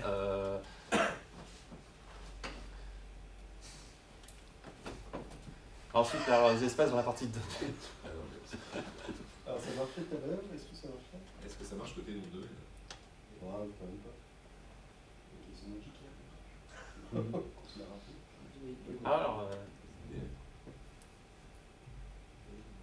Alors, personne d'autre? Alors, je crois que la bonne réponse était... Ah, voilà. Ah si, en fait, c'était valide. Voilà. Je m'étais fait la remarque quand j'avais fait que grosso modo, il fallait penser à des tripes à chaque fois systématiques. Ouais, non, c'est qu'en plus, dans la partie locale et la partie domaine, il n'y a pas tout à fait les mêmes caractères qui sont acceptés. Mais attends, ça veut dire que quand on est sur un formulaire, je reviens sur la partie développement. Oui. Ouais. Et on a l'habitude de faire des trims, on a l'habitude de faire des suppressions d'espace. Ouais. Donc là, on tue l'adresse mail de la personne, quoi. Alors, Ou c'est rétro-compatible entre pas d'espace, espace, c'est pareil. Alors après, dans la mesure où dans un nom de domaine, il ne peut pas y avoir d'espace. Enfin, dans un nom de domaine qu'on peut enregistrer, c'est généralement que lettres, chiffres et tirets. Bon, il faudrait. Après, ouais. Oui, c'est Pas considéré. probablement. Voilà, il y a quand même sans doute une normalisation qui est possible. Et alors, justement, là, cet exemple, alors il y a cet exemple avec des parenthèses. Mais justement, le coup du trim, c'est que justement, c'est au moment où tu le tapes, tu peux mettre ces espaces parce que les trims derrière, Oui, vont c'est virer pour tout ça. ça. Et, C'est pour ça que ça reste valide. Oui, parce qu'un nom de domaine ne peut pas commencer Oui, par un avec espace. un domaine, C'est impossible. Ça, espace. ça Non, n'existe ça pas. enregistrer un nom de domaine, Tu peux pas enregistrer un nom de domaine avec un espace à la fin, au début. quoi. Non. avec des Donc ça marche pas, ça. Non, alors ça marche pas. Je l'ai fait, mais je me trompais tout le temps. Alors, J'ai arrêté, je sais pas, je l'étais au bout. justement, si, c'est les commentaires. Les parenthèses introduisent un commentaire dans le local part et oui, c'est Bah oui, une fonctionnalité. C'est bon, ça est rendu obsolète par les RFC 5322, mais après, voilà. Heureusement qu'il y a eu la 532. Ouais, faut la laisser. Bon, là, on arrive sur des exemples tendus. Ouais, mais il y a que le commentaire. Alors, juste un commentaire. Un commentaire. Parce qu'on a eu dans le commentaire. Du coup, c'est comme s'il n'y avait pas de cata. Ouais, C'est ça. on savait pas qui l'a envoyé. Je dirais non. C'est ça, de mémoire, c'est ça. C'est juste un commentaire, c'est des choses plus. Qui va mettre un mec comme ça? Il est malade. Alors là, avec un local part, avec une chaîne de caractères entre guillemets, et je vois qu'il y en a certains qui ont la référence. C'est oui, en fait, entre guillemets, on a c'est une forte bombe. Oui. Alors, est-ce qu'on peut mettre une forte bombe en adresse mail? Est-ce qu'on peut mettre une ingestion SQL aussi? Non, parce que ça, c'est pas là. Un caractère, pas un caractère. Ouais, le premier rigole, ça passe.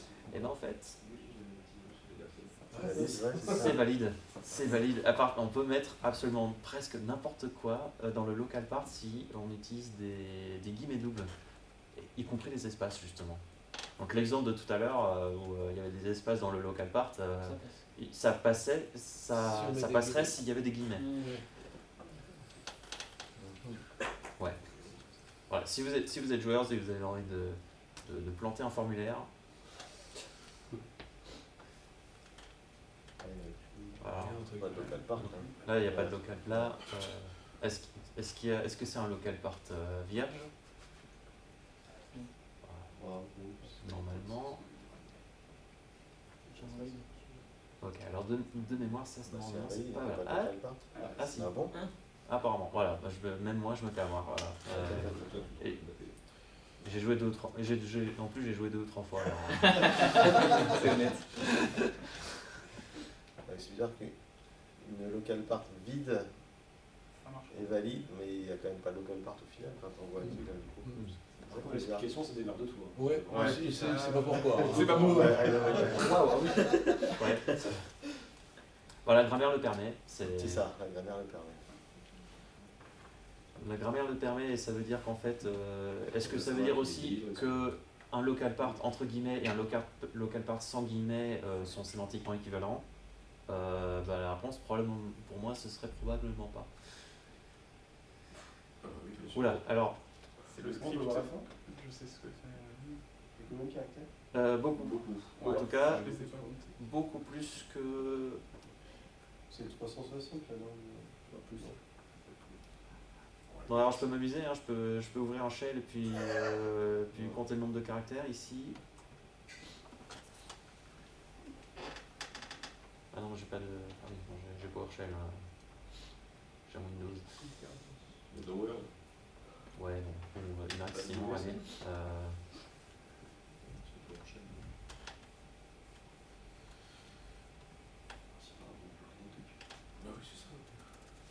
Ouais, Notepad++, ça y est. Voilà. Hop, c'est très bien. 2700 2757, c'est honnête. 2758 Pas mal. caractères. C'est honnête. Ouais. Bon, ça fait une grosse adresse mail. Alors, est-ce qu'on peut raconter sa vie dans une adresse mail? Technique. Ah oui, il me semble que c'est à 360. Je suis tombé sur la RFC. Ouais, alors. C'est peut-être pas la bonne. La C'est 50 ce qui est obsolète. Ouais. Non, je sais rien.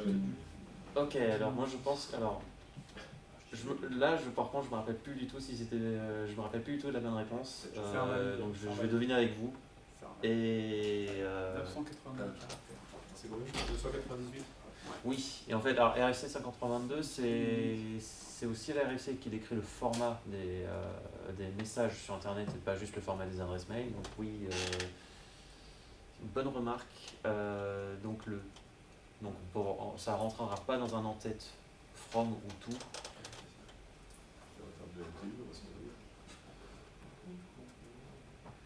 Mais par contre, ça pourrait passer en SMTP, l'enveloppe.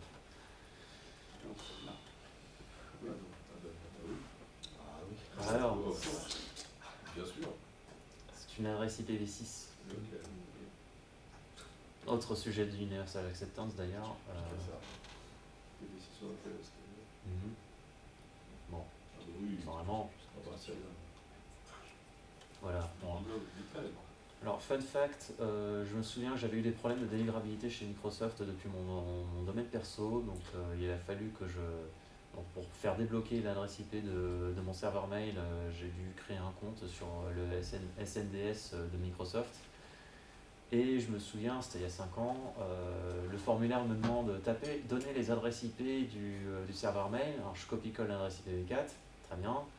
Et la machine a aussi une adresse IPv6, je copie-colle l'adresse IPv6, et là j'ai une erreur qui me dit veuillez spécifier une adresse IP au format décimal séparé par des points. Bon, et puis 5 ans plus tard, un collègue a eu le même problème, il y a même une semaine en fait, mon collègue a eu le même problème et le formulaire de Microsoft n'accepte toujours pas les adresses IPv6. Ah, ouais. Avec l'emoji breton. Il n'existe pas. Chocolat. Là, ce chocolat, oui. Alors, comme c'est entre crochets. Quoi les crochets? Parce que les crochets, c'est une bonne question. Ouais. Est-ce que c'est une adresse littérale? Une adresse IP littérale normalement? Parce que l'adresse, dans une adresse mail, on peut aussi mettre une adresse IPv4 littérale, mais là, il n'y a pas besoin de crochet. Voilà. C'est pas valide. Valide, pas valide. On a mangé du feu. On va voir. Ah si. Valide. Bon, bah, apparemment, voilà, c'est. En fait, dans la syntaxe, il y a des mesures conservatoires pour la partie domaine qui disent voilà, si jamais il y a une version d'IP après IPv6, alors on se garde la possibilité d'étendre ça sans avoir à remettre en question la syntaxe. Et puis, visiblement, pour les noms de domaine, c'est un peu pareil. Le truc dans la norme au cas où. Ouais, au cas où il y aurait un IPv10 par exemple. Ah bah c'est Moji. C'est quoi ton adresse? Bah c'est une valeur de banane et... C'est pas drôle.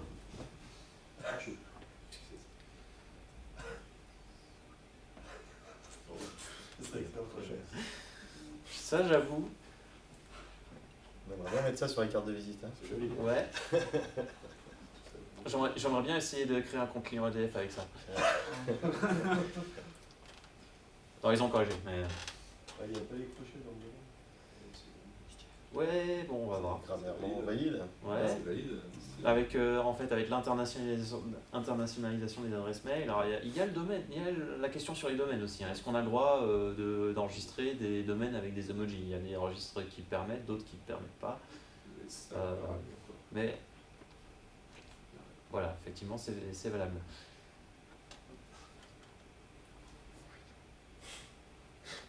Mais le précédent, comment tu le traduis en... Parce que c'est un IDN, comment est-ce que tu le traduis en... Oh, il y a le Punicode. xn-tiret. Alors, enfin, à droite du arrobase, c'est xn-tiret, puis par contre à gauche du arrobase, on laisse, je crois qu'on laisse en UTF-8. On colle en UTF-8. Je croyais que pour les nouvelles extensions, on ne pouvait pas avoir Des emojis. des emojis. Oui. Non, c'est un sujet, mais là, la grammaire est. On peut pas. Enfin, ça marchera pas, on peut pas en avoir, mais. Dans les RFC, ça serait supporté techniquement pour nous, dans l'absolu.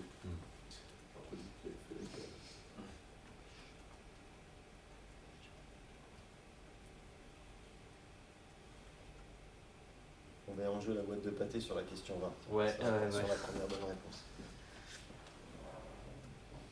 À gauche, c'est sans doute bon. ça. À droite, Ça a l'air correct. Bah, en fait, avec les guillemets doubles, Est-ce qu'on veut dire, Est-ce qu'on veut La question, c'est est-ce que l'arrobase, c'est une adresse? C'est ça. est-ce que c'est un nom de domaine? Non, c'est pas un nom de domaine qu'on peut enregistrer, mais. Non, mais si c'est entre crochets, c'est une adresse. Ouais. Bon, on va y voir. Hein, je me rappelle plus de la bonne réponse en fait, honnêtement. Eh oui, faut se plaindre. Pas beaucoup de providers qui font Oui, ça.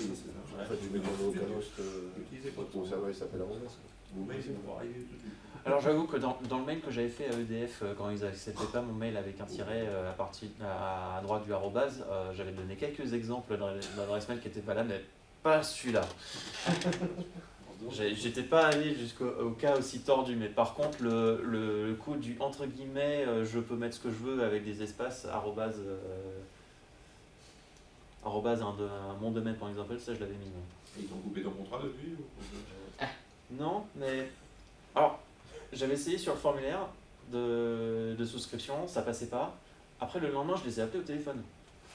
Et j'ai donné mon adresse mail, et là, le gars que j'ai eu au bout du fil, il m'a dit « Ah, je sais pas pourquoi, mais ça passe pas. » Moi, je sais pourquoi ça passe. Le mec au support, il s'est pendu. C'est moche. Non, mais visiblement, il y avait vraiment quelque chose en interne qui voulait vraiment que ça passe pas. Alors...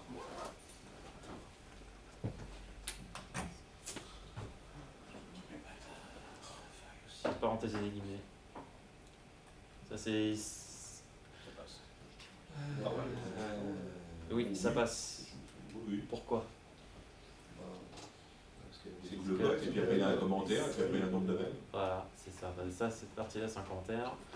Après ça, si ça plante, si vous mettez une adresse mail comme ça et ça fait une erreur de syntaxe PHP, vous savez tout de suite que ça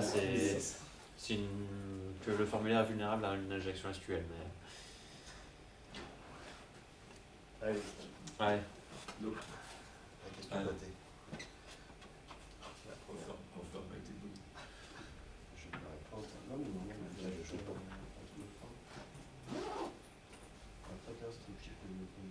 Alors, valide ou pas valide? Non. Bon, j'ai vu. Et là, c'est effectivement pas valide. Je sais pas. Quelle première réponse? Je crois que c'était Nicolas. Le papier 9, j'en ai la chez moi. Il n'a pas le paquet 9 de la European Cyber Week. J'ai des courses à Leclerc à 20 km d'ici. Tu peux tenter le croc avec une... Par contre, si tu me la dédicace, je te la prends. Ah, Oula. Ouais. Ah. Alors, on a un feutre quelque part, j'ai un stylo. Ah, j'ai des J'ai remarqué Benoît. Ah oui, alors, dans un stylo, il faut On va regarder, on va trouver ça dans la journée. Ouais. Ah, parfait.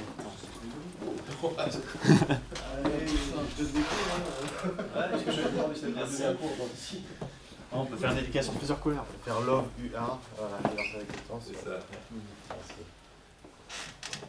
C'est pour le papier. .fr avec un mot. Ah bah tiens. Au bout d'un moment, ça va se manger, hein, c'est pas cool, parce que... Ah bah, on sera plus long. Je le mange, je garde pas. Bien, il faudra le manger. Alors, Oui, j'ai dû le voir. bleu marche pas.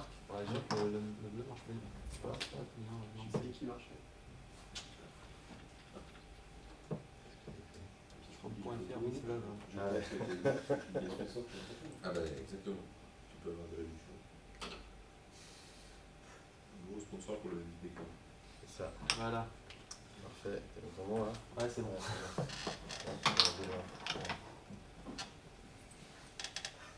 Parfait. Allez, Bon, et on va laisser sécher. la dernière question pour finir.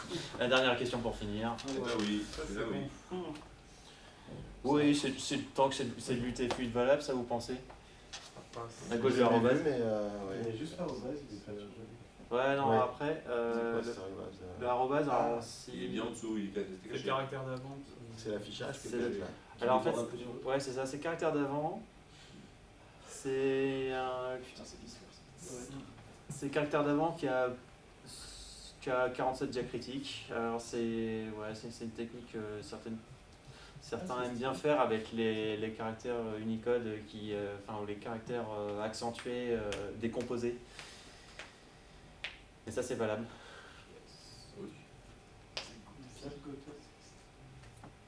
Ah oui, Zalgotext, alors c'est... Alors j'ai pas exactement les références, mais c'est lié à Toulouse, je crois. Voilà, donc si vous faites des caractères latins avec plein de caractères d'accentuation dessus, ça donne ce genre de texte. Et voilà, ça c'est donc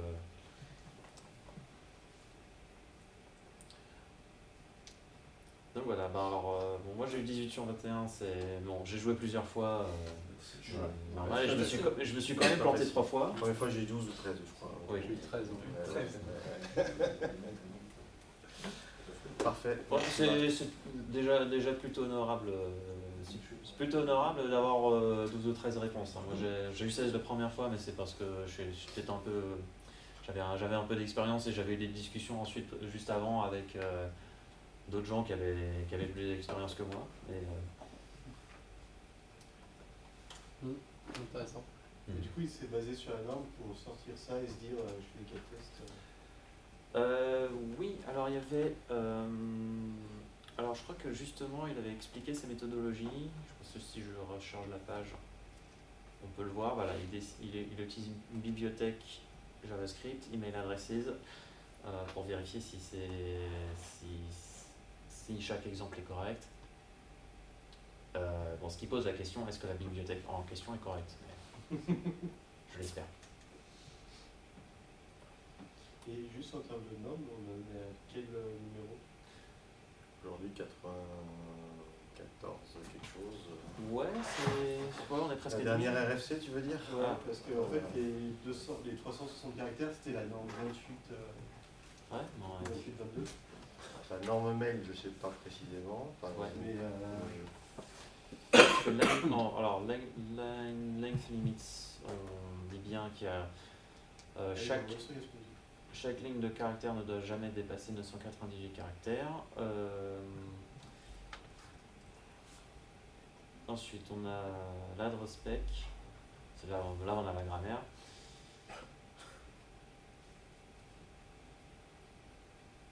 Mais par contre,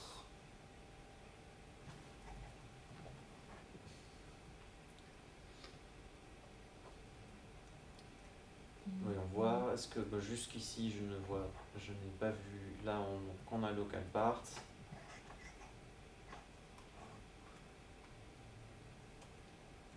Mais a priori, la grammaire elle-même ne décrit pas de limite dans le nombre de caractères. Par contre, alors à droite du arrobase, ce qu'il faut savoir, c'est qu'un nom de domaine lui-même ne peut pas faire plus de 253 caractères dans son format présentation, ce qui se traduit en 255 octets sur le câble. Et un label, donc une chaîne de caractères entre deux points consécutifs, ne peut pas faire plus de 63 caractères. Donc on ne peut pas enregistrer un nom de domaine qui contient plus de 64 caractères suivi de .fr ou .bzh ou quoi que ce soit. Ouais, point n'importe quoi. Tu parles de ce qui est après l'arrobase. Oui, après le arrobase. Oui. Donc quelque chose, point quelque chose. Oui. Parce Parce que le point quelque chose, le dernier, c'est pas plus de 64 caractères. C'est pas plus de 64 caractères non plus. En fait, aucun label ne peut faire plus de 63 caractères. 63. Oui. 63, oui. Donc, ça veut dire que si tu as 2 fois 63, comment tu fais tes 200? Bah, tu peux faire, tu peux faire un nom de domaine qui contient 3 labels à 63 caractères chacun, ça passe. Par contre, même 4... Jusqu'à 8, non, c'est combien? Non, alors, 4 labels, alors sur le câble ça fait combien? Ça fait... Ben non, ça fait tout pile 200, ça fait 257. Donc, faire 3. Ouais, on peut faire 3, mais on peut pas faire 4 labels de 63 caractères parce que la longueur totale dépasserait 255 octets sur le câble. On va faire un nom de domaine de 3 fois 63 caractères, faut le taper derrière. Ouais. Alors je crois on avait eu sur le point .fr quelqu'un qui s'était amusé à enregistrer le nom de domaine de quelque chose, le nom de domaine le plus long possible ever qu'on puisse enregistrer .fr. C'est l'équivalent français du il faut vraiment être con pour avoir l'adresse internet aussi longue.com. Qui marche. Donc ça. Ah oui. Alors est-ce qu'il a accepté dans les adresses mail? On va voir. Il y a l'adresse mail justement du gars sur le truc, je crois que l'adresse mail c'est je suis fier mais quand même arrobase, il faut vraiment être con pour avoir l'adresse internet. Ah bel exemple ça, merci. Je le note. Ouais. Merci Marc. On a encore un peu de temps. S'il y a d'autres questions, on peut. Après, pour revenir sur les supports fournis par le groupe Universal Acceptance, il y a dans le même esprit, je peux peut-être reprendre la main pour présenter. C'est intéressant, j'ai fait une étude qu'ils avaient déjà fait en 2020 et qu'ils ont repris cette année sur justement différents sites et services mail. Voilà, c'est l'EAI Acceptance, donc on parle bien de l'EAI Acceptance, c'est pour faire le lien avec ce qu'on vient de voir avec Marc. Donc l'idée, l'objectif, c'était de voir dans quelle mesure les mails étaient acceptés sur un nombre assez conséquent, mais à la fois segmenté et par pays et par zone, et par graphie, langue. Donc ils ont pris 1000 sites web avec un lien entre ce qu'ils avaient fait en 2022 et puis aussi ils ont sur les 1000 sites web, donc il y a 56 et 20 pays différents, donc ça c'est intéressant. Et donc vous allez voir, il y a une variété en plus intéressante de mails étudiés.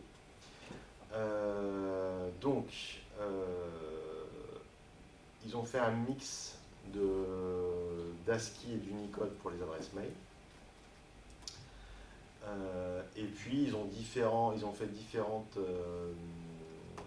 récupérations de données, donc depuis les navigateurs, les écrans, les Google Forms, des input type HTML et puis aussi les CAPTCHA.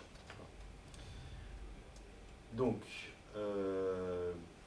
ça on avait vu les chiffres, hein, voilà, globalement ça augmente un peu, sauf alors pour le Unicode IDN qui a décroché, alors ça je ne sais pas s'il donne à 12%,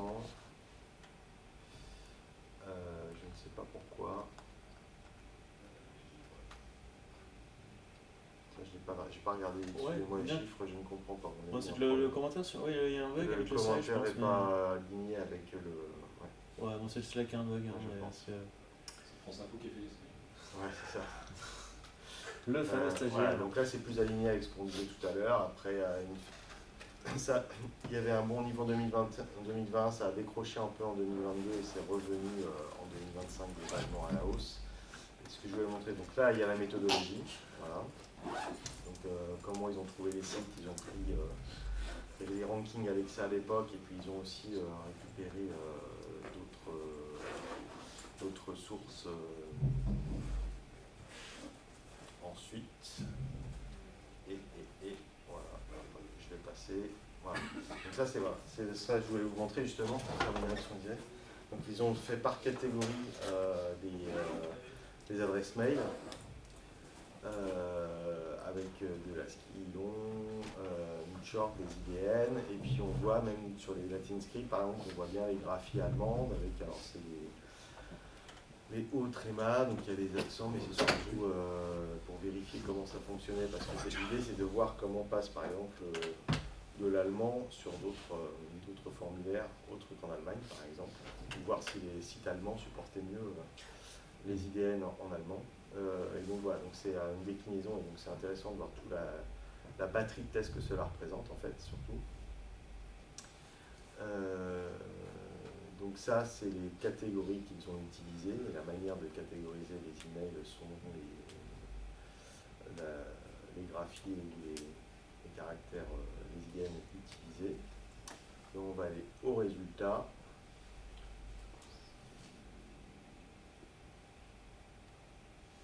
Alors, voilà. Donc, globalement, c'est la comparaison entre la graphie, enfin l'usage local et les sites globaux, voir si le niveau d'acceptation était meilleur ou pas. Donc, on voit malheureusement ou malheureusement, alors, sur certains tests que sur notamment alors le quatrième, le Bengali, c'est mieux supporté au global que sur les sites locaux, voilà. Ce qui est assez contre-intuitif. Sur l'ASCII, c'est un peu supérieur, et après sur les autres, globalement, on voit que localement, il y a quand même des progrès à faire par rapport à des sites majeurs et plateformes qui globalement sont peut-être mieux codés que des sites locaux qui, eux, n'intègrent peut-être pas forcément toutes les bonnes règles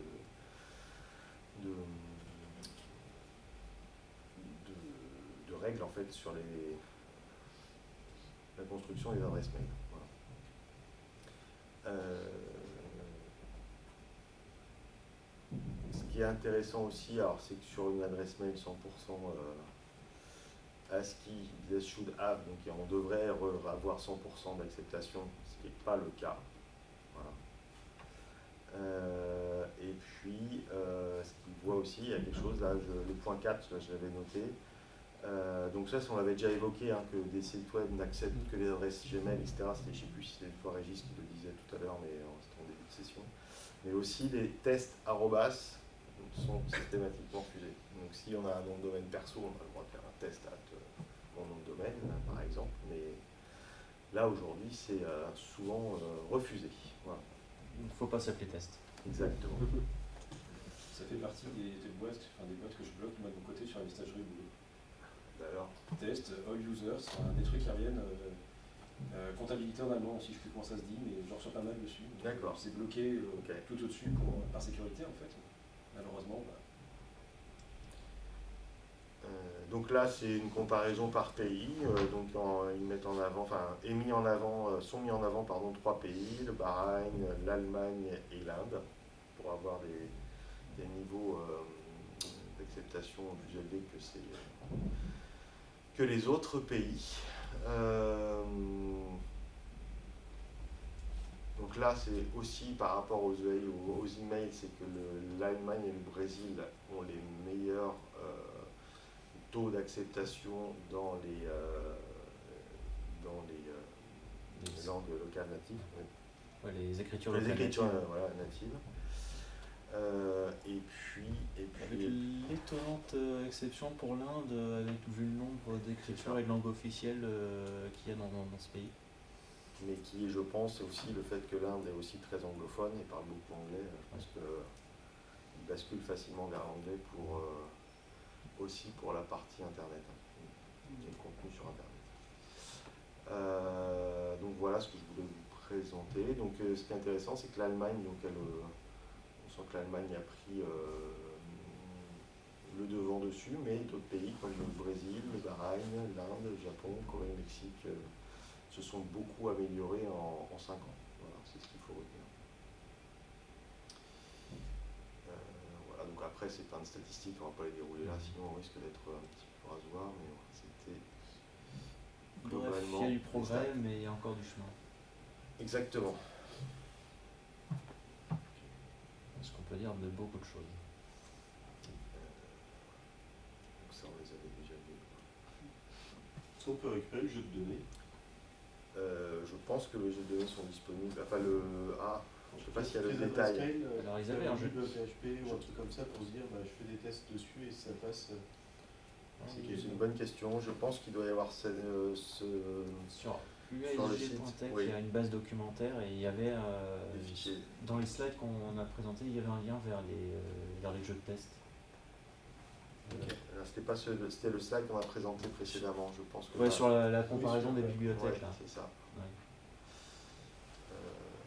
Ouais, t'étais dessus, non? Ah non.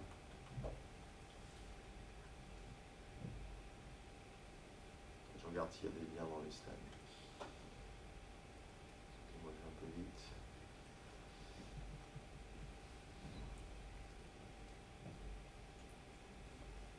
Est-ce que d'autres... Ouais, il n'y a pas. Ouais.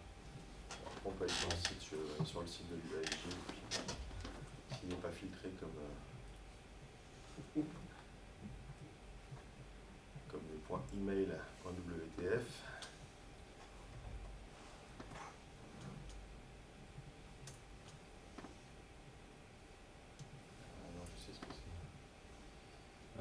C'est difficile de faire un logiciel correct. Et puis quand chaque développeur a aussi ses idées reçues sur ce qui est une adresse mail valable ou pas, ça complique vite les choses. Et puis aussi, il y a certains développeurs qui se disent je veux faire un truc qui se fasse pas.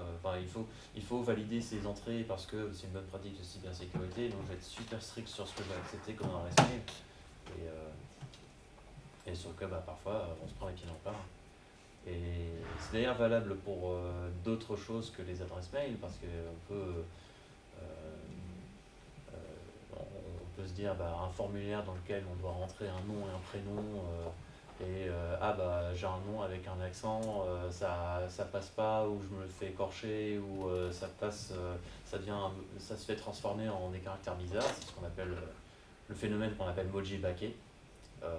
Ça arrive aussi. Et d'ailleurs, il y a toute une collection de documents maintenant qu'on peut trouver sur internet. Il y avait un développeur qui avait écrit un document qui s'appelle Falsehoods Programmers Believe About Names. C'est une fausseté que les programmeurs croient sur les noms. Et puis en fait cette série a été complétée par toutes sortes d'autres choses, donc sur les noms, sur les dates, sur les adresses mail, puis sur beaucoup d'autres choses. On avait un ancien secrétaire d'État au numérique qui a pu être un très bon ambassadeur de l'Universal Acceptance, c'est Cédric O. Oui. Qui était le premier concerné par ce genre de formulaire parce qu'il mettrait son nom avec juste le O, vu que c'est une lettre, et on lui disait non, votre nom n'est pas correct. Votre nom doit faire deux caractères ou plus. Ouais. C'est vrai. C'est beau espace. Et après c'est pris et puis ça passe pas quand même. Ouais. Ou alors un nom de famille qui a un apostrophe, ça rentre pas, ça passe pas, alors qu'en fait en français ça existe. C'est juste trop long, parce que le PO, le producteur a dit limite à 100 caractères, et puis le DAN s'est dit limite à 100 caractères, et puis... Ah, parce que dans la base de données MySQL, qu'un varchar de 100, voilà, hop. Ouais. C'est ce qu'on disait tout à l'heure, mon initiateur, son prénom c'est Chirac dit Koukoumane.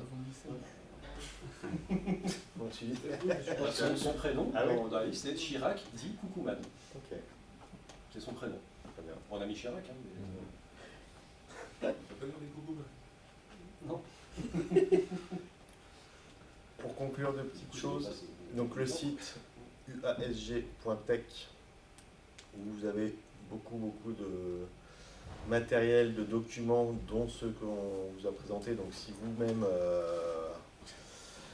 vous avez envie de re-regarder ces documents et ou les diffuser ou les transmettre, ils ont le bon ton pour beaucoup d'entre eux d'être aussi traduits en français, donc c'est bien aussi. Alors j'ai pas regardé, il faudrait qu'on regarde s'il y a les sources que tu demandais tout à l'heure sur la partie test. Ouais, là c'est un peu le foutoir, voilà. mais on peut le trouver. Hein. Ça se trouve. Il y a aussi en autopromotion, je sais pas ce que... Enfin, il y a surtout une grille d'auto-évaluation qui est disponible Donc si vous développez vous-même des services et des sites, vous pouvez faire une auto-certification et éventuellement rajouter ce petit label sur les sites. Voilà. Et puis ça montre votre soutien au développement des bonnes pratiques d'acceptation universelle. Donc ça c'est une bonne chose. Écoutez, je vous encourage à suivre l'actualité sur ce sujet si ça vous intéresse. Et puis on n'a plus qu'à vous remercier pour votre attention, en espérant que cela vous a été utile et informatif. Voilà. Merci.